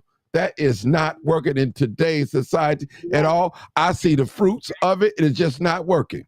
Now, don't get me wrong. Both parents in the house, it does make a difference. Now, Marcus was raised up with one parent in the house, and he's a great person. He's a great example. He never got in trouble, never did anything. Great relationship with his mom. That's a special case. But some of these young folks, man, they off the chain, Brother Bill. I bet they ain't telling their mamas they shooting, killing people. And I know some. Hold on. Let me say this, Bill. Listen, Bill, some of these parents giving their young teenagers guns. They with it on the internet with their sons and daughters. They fighting with their sons and daughters. That's what I heard that killing was about over there on 91st last night. Mom and daughter was fighting some girl, I guess a couple of weeks before. Then the girl came back and shot shot them all up. A female did that shooting on, I think, 91st and something. It was West, Ashland Bishop, somewhere up in there. And so that's what was told to me by a relative. So we have to be careful. And I think what's that? Ashland, Mark. Yeah, that was on Ashland. Vera said it. Yeah. As parents, Bill, if we want to be friends with our children, let us lead by example. Now, all the way I'm gonna go for that. All the way I'm gonna go for that. Lead by example. I'll go for that. Now, if you're gonna be friends with your sons and your daughters, which I can't tell you what to be with them anyway, lead by example. Lead by example. So if you're a friend, you're gonna treat another friend correctly. You're not gonna stab him in the back. You're gonna support him even when he's wrong. You're gonna pull him to the side. Listen, you're wrong. I love you, but you're wrong. That's what friends do. That's what real friends do. A real friend. That's what they do. Exactly. They don't talk about each other. When you Go ahead. grow up inside. Go ahead, Bill. When you grow up and try to decipher what a friend is, when you haven't been taught that your immediate your mother and father that's setting a good example, that's doing what they supposed to do, they're gonna have to figure out what a friend is, and they're gonna go through a long stretch of their life, and they might be able to reach back and say, so and so is my friend. No. And friendship don't just go from association. And finding somebody at the age of 13, 20 years old that you hang out with to give you some good advice or say, no, man, we shouldn't be doing that, it's slim to none. So, like I said, if you establish that in your kids at home, you're supposed to be everything your kids think they want, from disciplinarian to the person that they want to sit up and crack a joke about. Look at dad, look at uncle, or whatever, and crack joke to them, taking them somewhere that they can have fun, taking them somewhere that's educational. You got to be everything that just it's just like in I don't know, most of y'all probably seen the Mac where he blowing all these prostitutes' mind. He said, I'm gonna be your mother, I'm gonna be your father, your sister. You got to be everything to their kids, everything. But you can't be everything except a friend, because now they're gonna go. If you won't wear the title of friend, then they got to go find one, because everybody got a friend. You got to be your kid's friend. Go ahead. I just want to say this too. Being a friend, being a parent. Parents, you just said it, Bill, you got to be everything. You are the friend, you are the parent.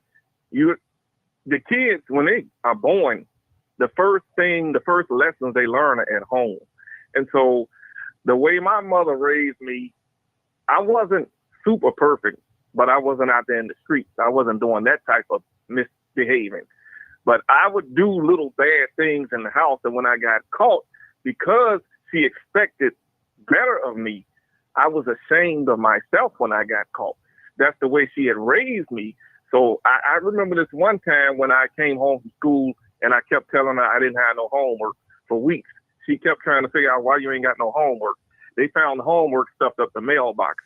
She didn't have to whoop me. My conscience was beating me down, because now her good son was showing that he got some bad behavior. But you learn all your lessons at home. And I think these parents today, they're bringing this demonic element. They're allowing this demonic element to come into their house. The kids are not being taught about God. I didn't come here knowing God. I had to be taught about God. I didn't come here knowing that God had a son. I had to be taught that God had a son. School doesn't stop when the bell rings. School starts at home before the bell rings at the school. But a lot of parents, they're children themselves, and they don't know how to raise their kids. And so they're expecting the system to raise them. And this is a product. Martin, I just sent you a video. I don't know if you got it. somebody posted it of a group of teens fighting on the train on Roosevelt.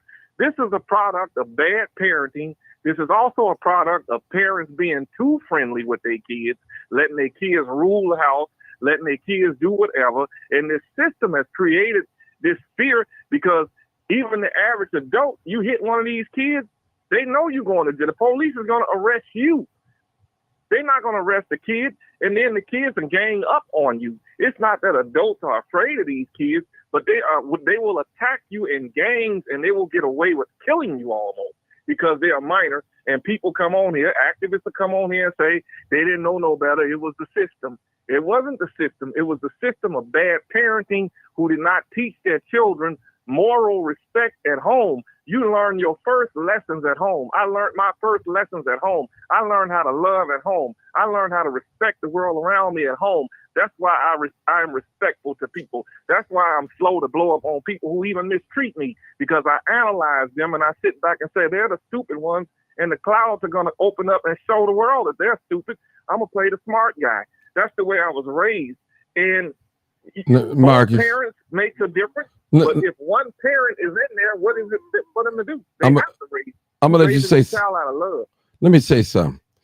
Again, it's a parent's duty to teach their child how to identify a friend, how to be a friend, and what a friend is. That's a parent's duty. But they have to lead by example. I'm gonna let you talk. Let me just say this. Now I'll let you talk right after me. All these things you guys talk about, it's a parent's responsibility. It's a parent's responsibility to tell their sons and daughter, when you go to school, school is not for play. It's for learning. It's a learning institution. Now, I understand that you may have an hour of lunch break or recess where you do exercise and all that.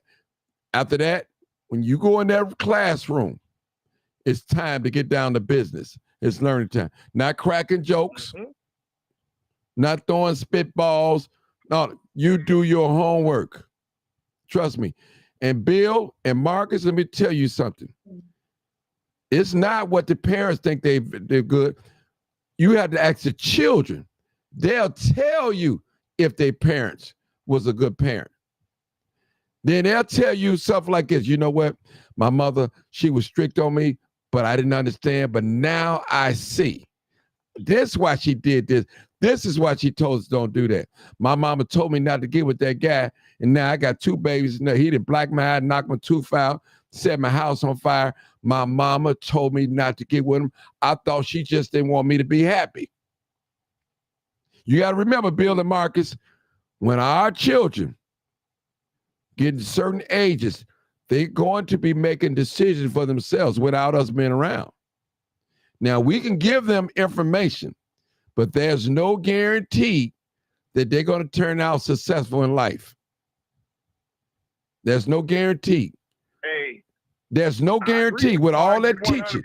All that teaching that we give them, they go for anyway. You know, you can, because at the end of the day, when they go out there in that when they come out in that big old mean world, now what you gonna do? All that teaching that our parents taught us. Our parents taught us not to drink, smoke. Some of us, we drink and smoke. Our parents taught us not to be out there having sex. Before we get married, we out there doing it. A lot of things our parents taught us to do, and we out there. Our parents told us not to hang around bad people, but we do it. We attract. These are things that we have to give an account for. Now, we was taught one way, but when we get out in away from our parents, we're doing strange things.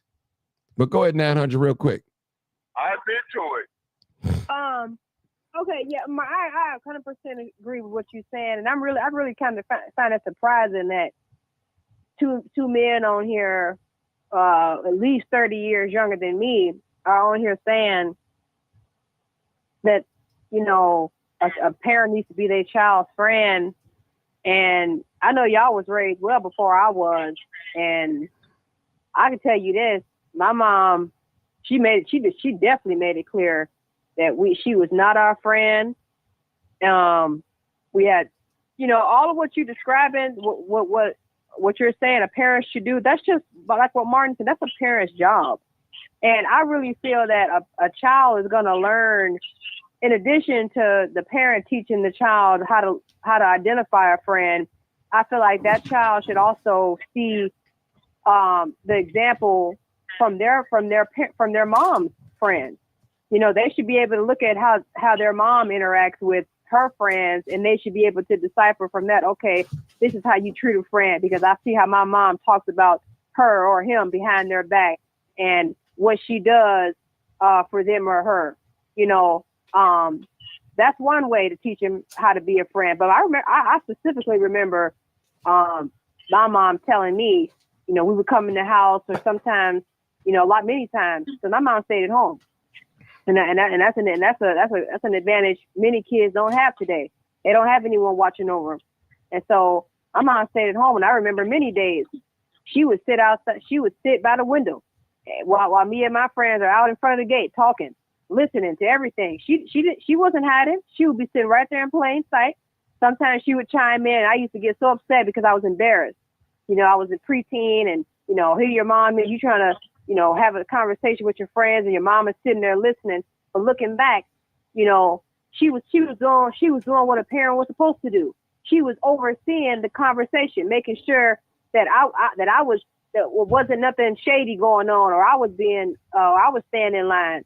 And sometimes she would call me in the house, or when I would get back in the house at the end of the night, she would say, you know, I don't want you hanging out with so and so anymore, or I heard what they said. Or you know, they're not good people to hang around. I don't want you to hang around them. Or sometimes when they would come by the house, she would raise up the window. She would take charge because she's a parent. She would take charge. She would raise up the window, and she would say, Rosa can't come out anymore. You know, or sometimes she just come out right out and say, you know, Rosa can't play with you anymore. You know, and again, she didn't put that onus on me. She didn't put that responsibility on me to be like, to make that tough decision. You know, to give into some peer pressure, because, you know, 12, 11-year-old me, obviously I didn't have the guts to say to them, go home, I can't play with you anymore.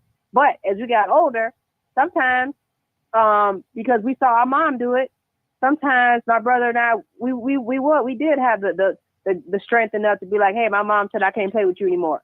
You know, and that's all part of being a parent. My mama never had to be a friend to me. We would laugh, we would joke, we would play games, have, you know, she would tickle us, and, you know, all this stuff, take us places, but we never thought of her as a friend. She was just our parent. She was just our parent. And that's what God meant it to be. There's a hierarchy, there's boundaries. That's what a lot of people, not just children, a lot of people in general, grown adults, you meet people in their 40s and 50s, don't have boundaries. It's a severe crisis of a lack of boundaries today. And I've talked about this before, Martin. Just boundaries. People do not have healthy boundaries. They don't have any boundaries, and this goes back to just teenagers getting themselves in these risky situations. These teenage boys don't have boundaries. Teenage girls don't have boundaries. Or they have weak boundaries. And, you know, as you get older, you know, your boundaries are supposed to get stronger. I'm not, you know, no teenager is going to have absolute set boundaries. You know, it's just not going to happen. You're just not mature enough, you know. But it's just, yeah, I just really disagree with that, because that kind of philosophy, like Martin said, that's, you know, you judge a tree by the fruit it bears. And this whole thing, oh, we got to be our child's friend. It's not working, clearly. It's not working. And it's not going to work. It was never designed to work. Because God didn't ordain it to work that way. The thing of it is, we agreeing and disagreeing at the same time. Perfect example, Marcus and I said you had to learn what a friend is from home. Martin said he agreed that you can be your child's friend if you lead by example. All of that. What's the disadvantage if you being a good parent and being everything that you're supposed to be for your kid, in which, just like Martin said, and I admitted that I had good parents. That was my friend that I still went astray.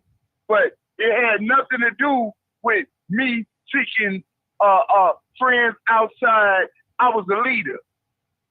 I knew that I didn't have to bow down to no man, and I came up in an era affiliated with several different gangs.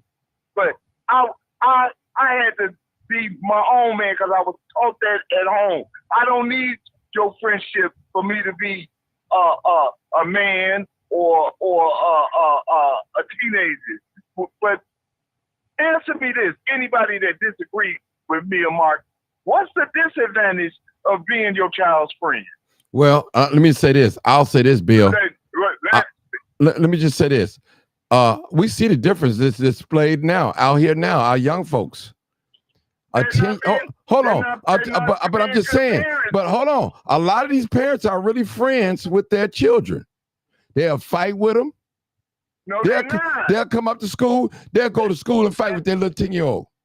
I'm telling you, brother. That's not a friend. Well, that's what friends do. Friends fight with their friends. They help their friends. Right. I mean, listen. Martin, hey, Bill, if I'm with you and somebody jump on you, I'm gonna help you. Then if I know you was wrong, I deal with you after the fight. That's what I'm gonna do because you my friend. You know, you're my friend. That's what. But see what I'm saying? These parents, they take it too far, Bill. They take it too far, brother. You got some of these parents, they dressing like their daughter. They taking it too far. That's why I don't use that term. No, I understand. Now, if you lead by example, I think it's okay. I'll say that again. I'm not trying to talk out of two lips. If you lead by example in front of your children, I think it's okay. You, by them watching you showing them this is how a real friend operates. But if your sons and daughters hear you talking about one of their friends, they looking at that. Just like if you go to church every Sunday, a family church, everybody going to church. Then when you get through coming home from church, now you lighting up a blunt. Your children looking at you, they watching you. I don't want that, God. They know better. They may not say nothing because you been their parent. A real friend will discipline you, tell you, correct you. They won't go along. And we on the same page. Yeah, what you're wrong doing. Go ahead. Let me say this.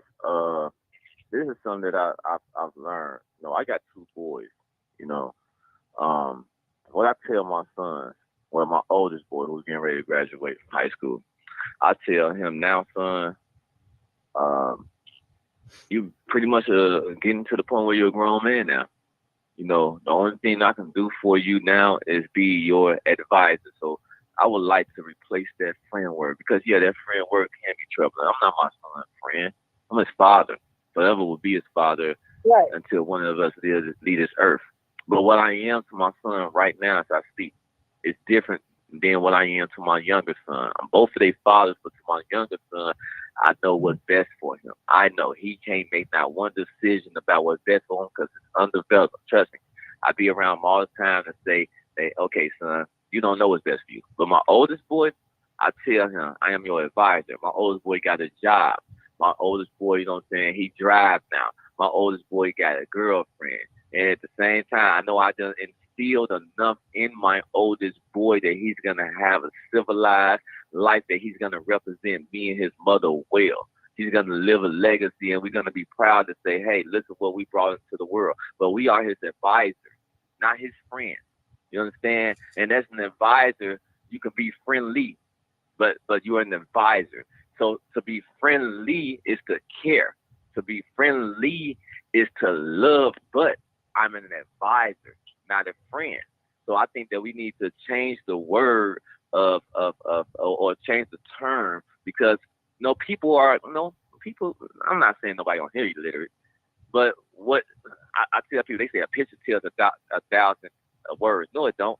A picture gives you 1,000 ways to look at something. The way I see the picture of friendship or advising is different than what somebody else on this line sees in a picture of a friendship and advising. So we got to be careful with the words that we play because kids do it too. If I tell my son, well, I'm your friend now, don't look at me crazy. I'm my friend. He gonna expect for me to do the things with him that a friend would do.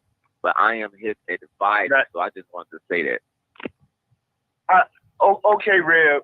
Let me ask you this question. You said you're a father to the fatherless. Those boys might not look at you as a friend, but the only way that they have opened up to you is they saw some kind of friendship. It wasn't just Reb cut my hair. They ain't open up to you just because you cut their hair. They saw some sense of friendship that they ain't getting nowhere else. Now, it's I'm a firm believer that a parent's supposed to be everything. I believe you are if you don't set an example of friendship, and it's a term that's loosely used in amongst us, they're gonna go find a friend because everybody else got a friend, and they're gonna choose the wrong friend. They probably choose the wrong friend, even with your being a good parent, a good advisor, everything they're supposed to be. Like I just said, I strayed away into the street, and I mean deep. I don't mean surface, deep. Me and Marcus agreeing on the same thing, but he took a different path than I did. But the thing of it is, it starts at home. These women that's trying to make their sons, their boyfriends, and another perfect example. People that I grew up with said I was spoiled. My parents gave me a lot. But guess what? Their parents didn't give them a lot because they didn't want to. My parents, they were working class people and they gave me a lot, but I earned it. Just like Martin said, I knew what my chores was. And when I wanted some extra, I wanted some cologne at 16, instead of just doing my regular chores, I clean out the oven, and my mama gonna get it for me. I earned all of it. But it's all right for us to disagree, but I think everything should be taught by a parent. Friendship, love, everything should be taught by the parent, not picked up and assuming that they're gonna find out what a true friend is. No, your true friend come from at home. That's gonna do any and everything. That don't mean covering up what you do out here in the street. Okay, go ahead, Helen. Let Helen go. Go ahead. Mark, go ahead, Helen. Mark, so Marty, yeah, I definitely agree. I'm the parent. I'm the mom, and my children's father is their father. Now, they can learn friendship from the friendships and the relationships that I have in my life. They see how I interact with my friends. My daughters are grown. They see that I have friends that have been in my life almost their whole lives. And they see how we interact, how we love, and how we trust, and how we sit and we talk honestly and truthfully with each other. I'm not here to be my children's friend, but what I'm here for is to tell my children, hey, I am here for you, and I want you to know that you can talk to me about anything. I'm not your friend, though. But I am here, and I am open to be open to whatever discussion that you want to have with me. I prefer you to come and discuss it with me than to go and discuss with your friend who is inexperienced about certain things that you may go through. And so I just wanted also to put this out there, what I mentioned earlier about sex. Sex has a direct correlation to delinquency. Early childhood sex. It alters the children's mind, their mood, their emotions. eventually leading to some delinquency, which can then lead to some violence. But yeah, no, I'm not my children's friend.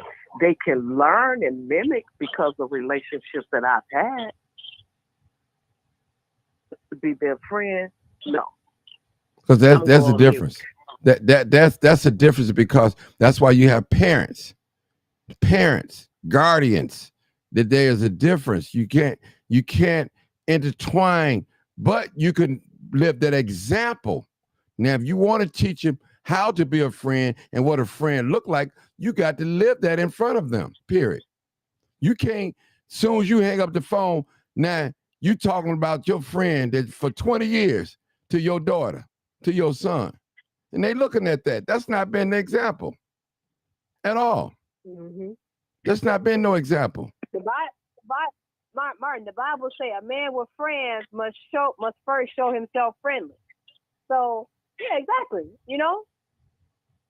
So I understand what Bill's saying. Go ahead, Marcus.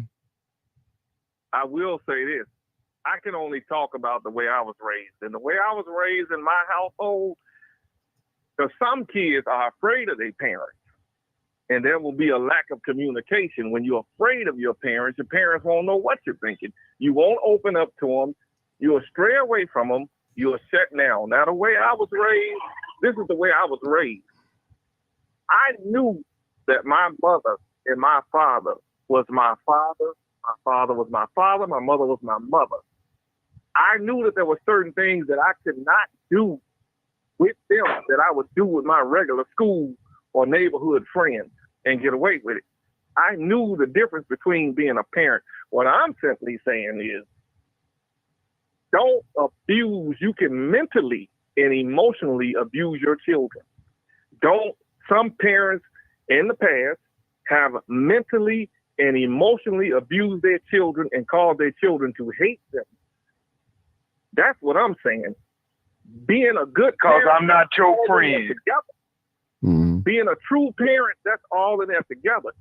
You learn everything in that house. And no, you don't always turn out to be super perfect.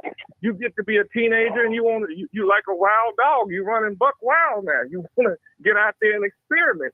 Now, I was also taught that if you don't listen to me and you go touch that heater on your own, you'll find out that it's hot.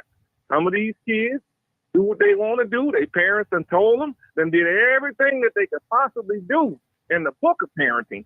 And they still go out here and do the wrong thing, and they have to learn on their own and end up having to pay harsh consequences for their own actions.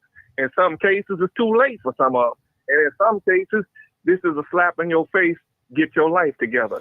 Now you're learning what your parents have been teaching you all along. Listen. Some parents are overly friendly with their kids. They sit back and they let them do whatever. They're afraid of them. But the way I was raised, I can be your mother, I can be your friend, but if you come in here treating me like you treat your other friends, I'm going to remind you real quick who the boss is. That's the way I was raised. Well, let me say this. Let me say this. The way I was raised. Let me say this. When a female first have sex, when a male first get out there, join a gang, do you think I don't care how friendly he is with his parent, he's not going to tell his parent, I'm a disciple now, I'm a gangster now, I'm this. Most females are not going to tell their parents they're sexually active. Most parents know by taking them to the gynecologist doctor, or y'all call it OB doctor, one of them, I don't know, get the name, but you have to find out. I remember when my kid's mama took my oldest daughter, to the doctor. So he asked my oldest daughter, is it okay that I talk to you in front of your mom? And she said no. So her mom had to leave the room. Her mom was like, hold on. She on my insurance. I pay this every month. That's my daughter. But the doctor said, hey, you have to leave the room because she don't want you to tell what's going on. So, I mean, it's too much power these young folks got, people. Don't you know our young people go get abortion without the parents' permission? Shouldn't we want to know that? Any parent. That's the system. Right. I know it's a system. So it's designed. See, that's what they're not paying attention to. Right. See, it's designed to have the parents fail, to fail, and these young folks to rebel. These young people know how to play the system. Listen, I'm standing on mine, trust me, 10 toes down. I'm standing on. I'm not finna play with you. Listen, hate me later, hate me now, but love me later. You'll understand. How many times our parents have told us something and we did exactly what they told us not to, the opposite of what they told us not to do. Then we come back later on in life, okay, I understand now. Now you got 2 babies. Now you got a prison time. Now you got a felon on your record. But if you had to follow the direction of your parents and they explained to you and sat down to you, this will never happen. Now you got to work these low-end jobs, because you didn't listen to your parents. It's the parents' duty to teach us how to be a friend. And listen, I'm gonna pick my little ones. I pick their friends. No, I don't want you to be with that one. No. Yep. Some parents don't allow you to be friends with their daughters unless they meet your mama and daddy. Oh yeah, I forgot that part. Yeah, they would do that. Like me, I didn't allow my children to go over nobody's house spend the night. Their cousins, none of them. No, you stand here so I can watch you. Because see, I know the person that run the house is good, but the company, I don't know what type of company they keep. Who's coming in and out?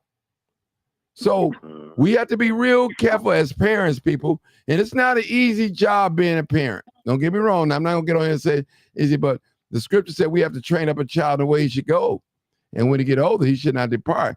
Only thing we can do is the best we can, and it's up to them to take what we taught to them and live in front of them and use it in life. Because our parents, they are our shield, they are our cover. We don't know. Listen, a little child will run out the street, child don't know to stop at the red light. We got to teach them. A child will probably let anybody pick him up and walk away with him. We have to teach the child, no, you can't do that. Can't be friendly with everybody. Can't hold everybody's hand. No, you can't sit on no grown man lap. So I understand. If you want to be friends with your child, make sure you live right before him, period. Because I'm going to tell you, if a 10-year-old go out there and kill somebody, you think he's going to come back and tell his mom and father? Probably not. He'll tell a stranger he did it before his parents, because his parents don't approve of that. So if he feel like if I tell my parents, they're going to be upset at me. See, you gotta find out why some of these young folks holding secrets, because they're going against the grain, period. Exactly. That's why they holding secrets and stuff like that. Man, if my mama know I'm having sex, I'm gonna be in trouble. I don't know how to tell her. Well, another thing, if my mama knew that I'm burning, I'm leaking at the, at the penis, I don't know what to tell them. I told my mom that I wasn't having sex. It's period. Listen, you got some females right now that have been sexually assaulted because they didn't listen to their parent. The parent told them not to go over that boy house, and they went over that boy house. Now you got sexually assaulted. Now you too embarrassed to call the police. Now you hurt because you didn't listen to your parents. Now you got to live with this secret. It's killing you. It's killing you in life. It's killing you. So I don't care how friendly we are with our children. It's some things they're just not going to tell us, people. They're not going to tell us. Yeah, and that's because they have minds of their own. They have minds of their own, and they can be misled. Peer pressure is a beast. Peer pressure I agree with you, Martin, because I got things right now that I have and never will tell my mom. So no, you're right about that. No, what I will say, and Mark, you're right, and what I will say, that's why it's important, and it's something that you said.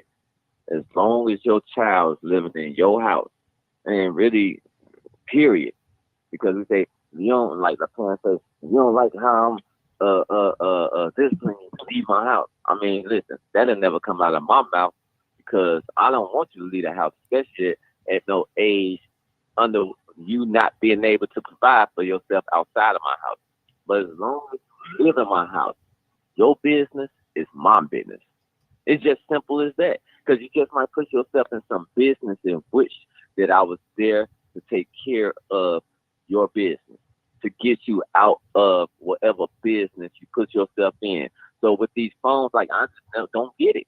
No, my 8-year-old got a phone. Guess what? My 18-year-old had a phone, and I bought his phone. And I remember he asked me, I asked him, let me see his phone, to use his phone. He had the nerve to tell me no. So you know what I did? I ended up breaking one of his other devices because I bought it. It's mine. I mean, it's yours, but I bought it. You know what I'm saying? You should. My son don't have no Facebook page. He don't own it now. He's not into it because I instilled in him there's something more important in life than it is inside of social media. So your business is my business. If your room door shut, yeah, for the privacy case, in case you ain't got no clothes, I'll knock on and say, hey, son, it's okay if I come in. But if we got another situation going on, you know what I'm saying? I'm coming in the door. You understand what I'm saying? I ain't knocking on no door. And that's the thing about parenting. Parenting got to understand this thing called parenting. We got to understand, like I say, once again, we are advisors when they get to a certain age. But in this parenting thing, we are the doctor, we are the counselor, we are the pastor. You know what I'm saying? If we could put ourselves in the shoes of everything that our kids need in a way that Brother Bill said, not the friendship in that case, but everything that you'll get, the teacher, the counselor, the principal, if we are all these things and just give the obligation to those at the time that it's time for them to do it, like inside the schools. But even when you inside the schools and they got that time with you, I'm in the school. I know about everything that's going on in the school. You know what I'm saying? I'm around parents that ask their kids, how was school? And you going to know when the report card comes if they were lying to you or not. As a matter of fact, before that, because they're always in the school. I know someone right now, daughter got into some mess in the school, and guess what? She got on the school case, but guess what? She went home too. And got on the daughter case and told the daughter, you will apologize. You had no business putting yourself in that mess. I don't care if that's your friend. If your friend was stupid enough to sit up there and put themselves in something and you wasn't smart enough to tell your friend as a friend the right thing, but jumped up in it, you're wrong, and now I'm going to be on your case. See, we let the kids get away with some stuff instead of using that time as a teaching moment. One thing I can say about Jesus, anytime they came to him and questioned him or tried to catch him up or anything, any type of situation that was fixable, he fixed it, but he made it a teaching moment. Everything is a teaching moment in the eyesight of us when it comes to our children. Everything. Look at all the questions that they got as they growing up. How can we not have an answer from our experience? So no, we need to do better as parents, as a mother, as a father. And we know we face with a lot of stuff. We know we got a lot of distractions. We know we got a lot of stuff against us. But at the same time, ain't nothing too important to the point where you can't be that parent that you can to your child unless you don't know how to be a parent. And I'm going to say this, and I'm going to be quiet. 95%, or no, I say 90% of our situations today inside of our Black community is a situation that stems from households that are neglected. Households are neglected of structure. Households are neglected of fathers. Households are in some cases neglected of mother and father. Households are super neglected. Households are tormented. When you got the system raising your kids, look, everybody's child raised by the system, believe it or not. Whether you're in jail, if you're in school, if you're on food stamps, all this stuff. You depend on them to help you as you take care of your child. So you'll put your child in the hands of the system, and then when the system change it up, when the system shake the cage, now we blame it on the system when all along we shouldn't have put our kids in the system like that. We shouldn't have put them in the system and say, oh, well, they okay. They was never okay. When they took prayers out of school, it stopped being okay. You understand what I'm saying? When they stopped telling you that you could work, you saying, man, look, the DCFS showed up at my house one day on my 17-year-old because I put him in his place. Yeah, I had to put my hands on him. Now, the thing about it, he went to school the next time. Next day, got in a fight and ended up with a knot on his head. I didn't put the knot on his head, but I did put my hands on him. And you think they been back to my house? They came in here and seen that boy was fed good, dressed good, everything. You know what I'm saying? So, yeah, they'll come at you. Let them all come. Let them come. If you want them, yeah, take them. But at the same time, you ain't going to deny the fact that this child's being taken care of. You understand? So they left me alone. Oh, that was one of my, man, that was a good fight right there. I ain't because I grew up in the system. I wish you would sit up there telling me about mine and how I should raise mine. You done lost your mind. Hey, Rev. So we need to get back to that. Let me say this. I want to say this. You know that tape with Justin Peters, the Chi-Town crime chaser, was in the video with laying in the bed and all that. Now, you know how I got that tape. Let me explain how that tape come about. One of those 4 or 5 young boys that was in that tape, right? Take in mind, nobody ever seen that tape out, none of their parents, none. Only way that tape got out, it leaked out, is one of them young boys got in trouble and a parent took that phone and went through their phone and they saw this tape, this video. That's how it got out. Otherwise, they would have never gotten out. And I'm quite sure that little boy have a great relationship with his mom. But there's certain things as children they would not tell their parents. Period. They won't tell them. That's why, as being an overseer, as a parent, we got to know when we identify a different behavior what our sons and daughters normally don't do. Oh, something wrong. Then that's when we got to start digging. We got to start digging right away. Right away. Yep. You notice your son or daughter not talking to you. That shows how much they pay attention. Yeah. They not talking to you. They slamming doors. They don't want to come and eat no more. Don't want to have limited words. You get in the car holding their head down. Don't say nothing. Something is wrong. Something is wrong.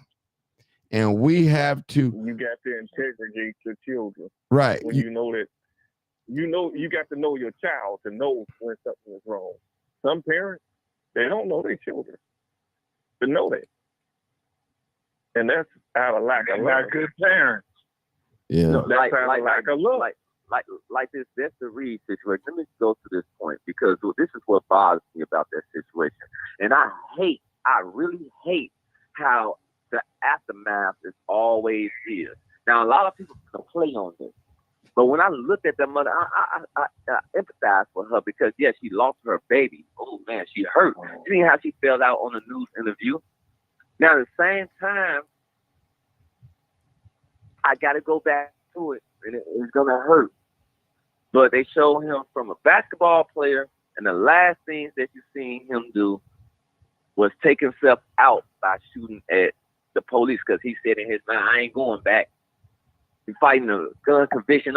When your son was doing all that before that fatal incident, how much did you know about him? How much did you know about what he was out there doing? How much did you know that he was in trouble and getting into it with the police? Why is it that the police knew more about him and what he was doing than what it is that you know about? Why was the police following him and not you following him? You understand what I'm saying? But we want to always get to the point where, I mean, wrong is wrong. But I'm not finna sit up there and vouch for what's wrong in order to get some publicity off of, you know what I'm saying, what I feel. Get out our feelings. Get into reality. The reality is you don't shoot at the police. Reality is you know the police prowling around look for black men and black tinted windows with guns. You don't ride around like that. What is your business to ride around like that? Or you conceal to carry? You know what I'm saying? Everything that you was doing was out of bounds. And unfortunately, you got caught up. You understand? Now we finna sit up here on the back end of it, outside of empathize. Yes, empathize. Pray for the family. Support the family and helping, because I mean that's a wound that can't close. But at the same time, try to bring it into reality.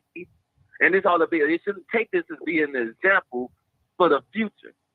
You know what I'm saying? For others, I mean, it should be an example to not do, but we should continue to have this example over and over and over again. You understand what I'm saying? I'm tired of that. I'm tired of us sitting up there now. We finna get all on the police.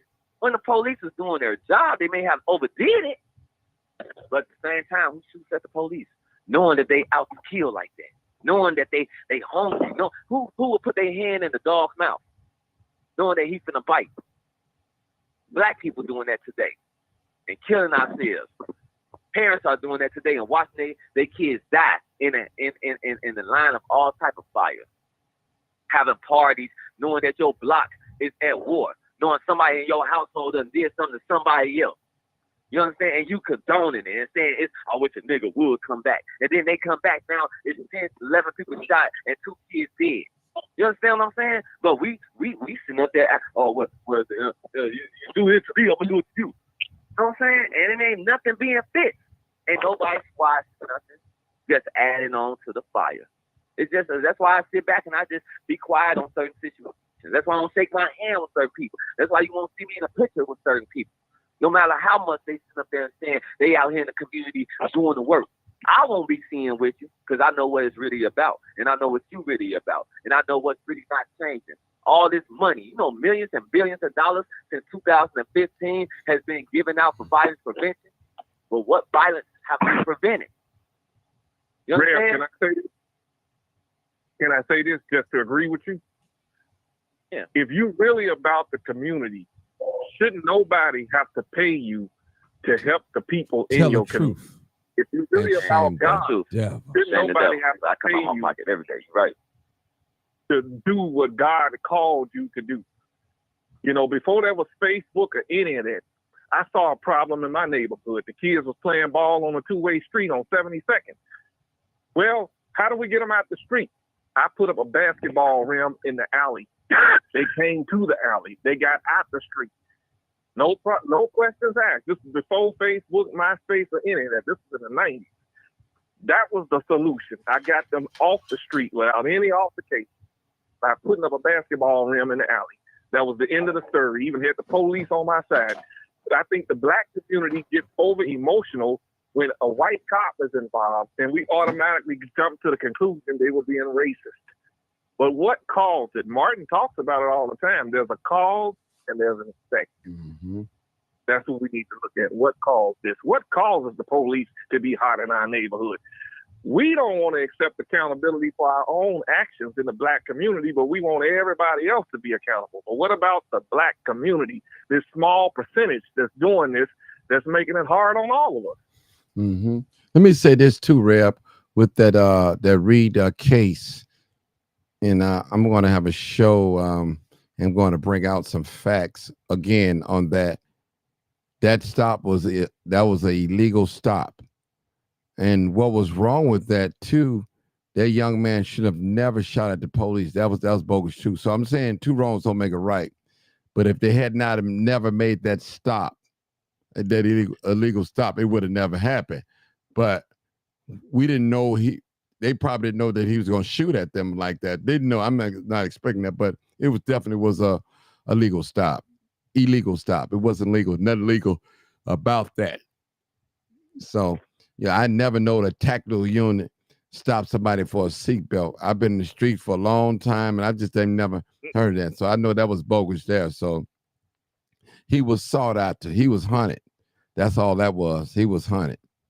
He was hunted out and all that, and not making up excuse because and I always say public, Reb, if you point a gun at the Chicago police officers or shoot at them, it's not going to end good for you. I always say that. I tell people regardless, it's not going to end well.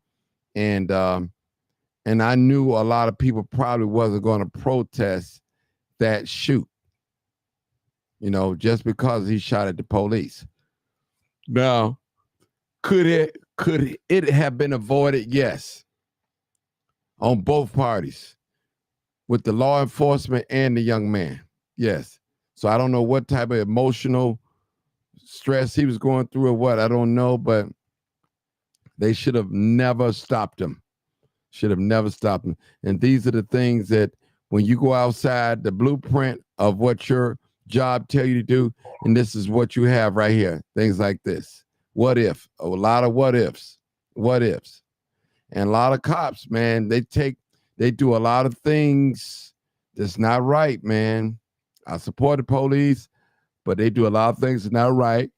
They only do that, excuse me, y'all, to a lot of blacks that don't know the law. You know, when they pull you over, trust me, they thinking like they thinking when the police pull you over, they got an idea who you are when you open up your mouth, pull your record up. They know how to deal with you. Oh, this is a good one here. We can't really mess with him. They know. Trust me. They know who they can pull what with. So it's going to be a lot of cops probably fired from that.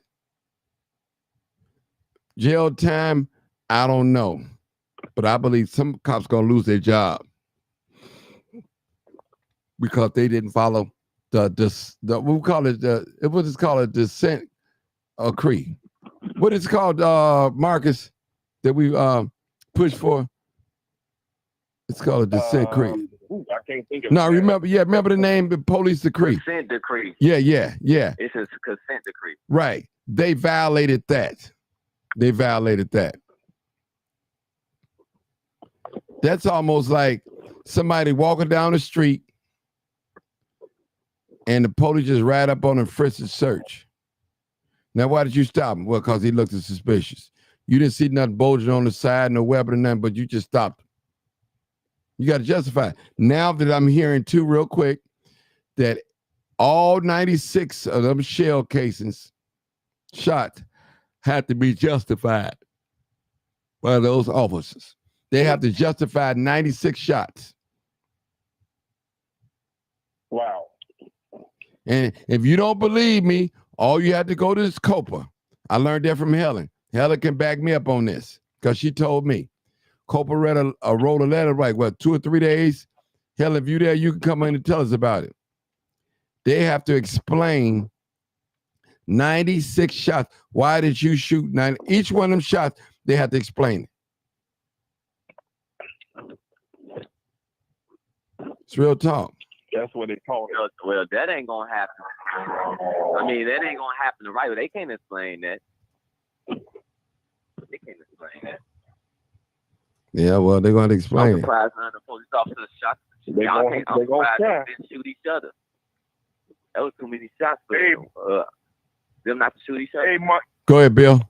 Martin, you said early on a sign that it wasn't gonna go right for those officers. And that the union president never came on, or the chief.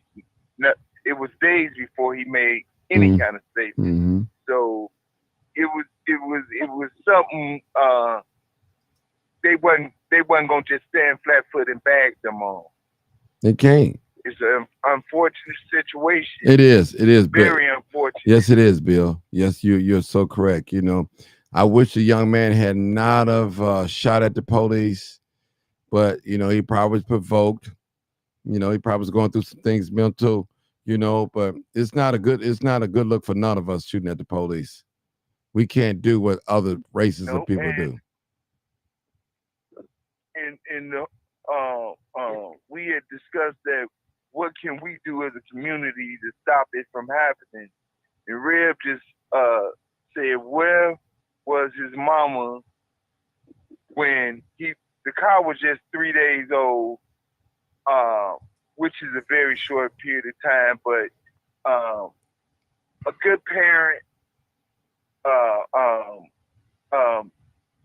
whether it's the mother and especially a father, supposed to enlighten they male child, especially about tinted windows and riding around with your baseball cap cocked or riding with your hoodie on. You know, it's certain things that we have to take responsibility for also, even though the car, from what I heard, was only 3 days old, you know? Mm-hmm. Hey, Bill, man, and I know I was thinking about when my mother left this earth, she couldn't stand drugs, man. She couldn't, she despised it. And I knew that, but I became this big time drug dealer, something that she despised, something I knew better. Hey, Bill, I didn't have to sell drugs, man. I had a job and all that, but it was just a thing to do. It was just a thing to do. You back in that day, it's just a thing to do. Yep. And it's if I got into it, and my parents never sold drugs. My parents are hardworking, successful, blue collar people. Good job. Retired with pensions and all of that. But I wanted to live the fast life. They taught me better. And the bottom line, whether you your child friend and you teach them everything, your kids still gonna have their own mind. That's true. At the end of the day, if we don't agree on nothing else, we definitely can agree on that. Yeah. Yeah. And the mindset that I hear, but it's a lot of people. It's bad parenting going on. Yes, it is. You can look at how these right now it's prom season. I remember back in the day, prom girls looked pretty, and they was pretty much covered up, not to look like no nun or something like that. But now they looking like straight whores, man. Naked. And who does that? Naked. You know who's doing that? That's bad parenting, because here you got this 35-year-old mother that's living vicariously through her daughter. Mm-hmm. Now not only is she letting her dress like that for prom, but prior to that, she been letting JoJo come over, knowing he come over there with a new car, a different car, every time you see him. He ain't buying these cars. Mm-hmm. He either carjacking or he on the block. But you, that same mother, now that's not a mother that's being a friend, and she's allowing JoJo to come over because JoJo will slip her and give her a deal or slip her a bag, and she gonna go and do whatever she wants to and leave them to have free reign. That's not a friend, and that's not a good mother. But these mothers gotta stop also, man, trying to be this superwoman. I'm a strong black woman. You strong in some areas, but you still need a man in your life, especially accepting the fact that your kids, regardless of your feelings, he cheated on you, he dumped you, he burnt you, whatever, your kids need their father in their life. Now, if that father a deadbeat, you knew he was a deadbeat when you went and got with him. But that don't mean he ain't supposed to be in their life. You knew he didn't have a job when you laid down with him. It's just crazy, man. But our black men need to step up, man, because a lot of this, and it's designed, it's by design, the system. I heard you and Reb mention about the disciplining your child. Man, ain't no way in the world I'm gonna take care of anything. I don't. A child especially, and I know I'm right. You gonna tell me what I can and cannot do? It ain't happening, Captain. Mm-hmm. And if I gotta go to jail because I had to put my hands on my kids, my nephews, or whatever, take me to jail. I'm getting out. But I'm gonna be done what a man's supposed to do. I'm not gonna tuck my tail because of this system or use it as an excuse not to be the man that I'm supposed to be, that God put me here to be. Yeah, I agree. Bill, all right. I thank y'all. We're gonna end it right here. I appreciate you. Like I said earlier, we can't agree on nothing. We can agree that some of these young folks, no matter how well you teach them and train them up, they still gonna have a mind of their own to do what they want to do at the end of the day. Regardless, even in a single parent household. Yeah, go ahead. Go ahead. You finish. I'm done. Go ahead. I'm cool. I'm tired. My eyes dropping. I'm ready to get off. It's just my sign. Go ahead. Yeah, they are. I'm looking at you. They are. Because Okay. I've been working. So I'm going to be as brief as I possibly can, please. And I'm going to say this. And a lot of you all are not going to agree with me. And some of you all are. Some of y'all don't hear quite a few saying, oh, Marcus and Bill, this and that, and this. You shouldn't be your friends. Even Mr. Martin, I'm going to disagree with him on that. Martin and Bill did not say that the parents should not discipline their children. Well, we had, I think that was in the early 90s, No Child Left Behind Act. That was designed right there to put our kids, put our parents in jail. They wanted us to stop disciplining our kids. Once we stop disciplining our kids, what in the world do you all think was going to happen? I'm not asking you all that. I just want you to think about that. You know, let me tell you all what my mother said, my grandmother, my grandfather, and I'm going to make this as brief as possible. I'm a curse. She said that friends eat shit, chase rabbits, and bark at the moon. That means that they're going to go through anything and everything they can to help you as a friend. Now, my daughter was jumped on last year by 3 of her so-called friends at school. They were in 4th grade. These girls plotted, lied, put a pretend cell phone in her bag, and I mean, they jumped on her, and the security had to run out there because they was at recess. Now, my friends are mainly my colleagues. They're all doctors, just about. And I can show her all the love in the world. And she's finally realizing from experience, because kids have to experience, just like we all did, that my mama loved me. My mom is my friend. I call her my broke best friend. I'm sure you all have heard that 1,000 times, 1,000,000 times from other people. Now, when Marcus and Bill say friend, they're not saying do not discipline their child. Okay? Mm-hmm. They're not saying that. You all are not getting this. They are saying, this is what they're saying, that yes, parents and it should be friendly towards their kids, as well as have fun. I took my daughter to Walt Disney World, hang out with them, but at the end of the day, they still need to accept the role as parents and not as friends. Kids need boundaries, rules, and guidance. That's all Marcus and Bill was saying. They didn't say, oh, just go beat your kids. It's a young man on this call. Please don't get offended. You said, because I've been writing this down, oh, my son did this and that, and I took his phone and I broke it. Who does that? That's a $1,400 phone. You should have just took it and just put it to the side and told him a lesson. Oh, my son, the other son did this, and I did this. I get that. No, this is my turn, because I let everybody talk. I let everybody talk, sir. Sir, I waited. It's my turn. I let everybody talk.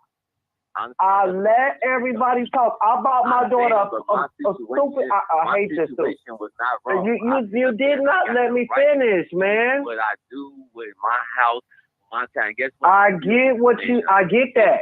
I get it. I get it.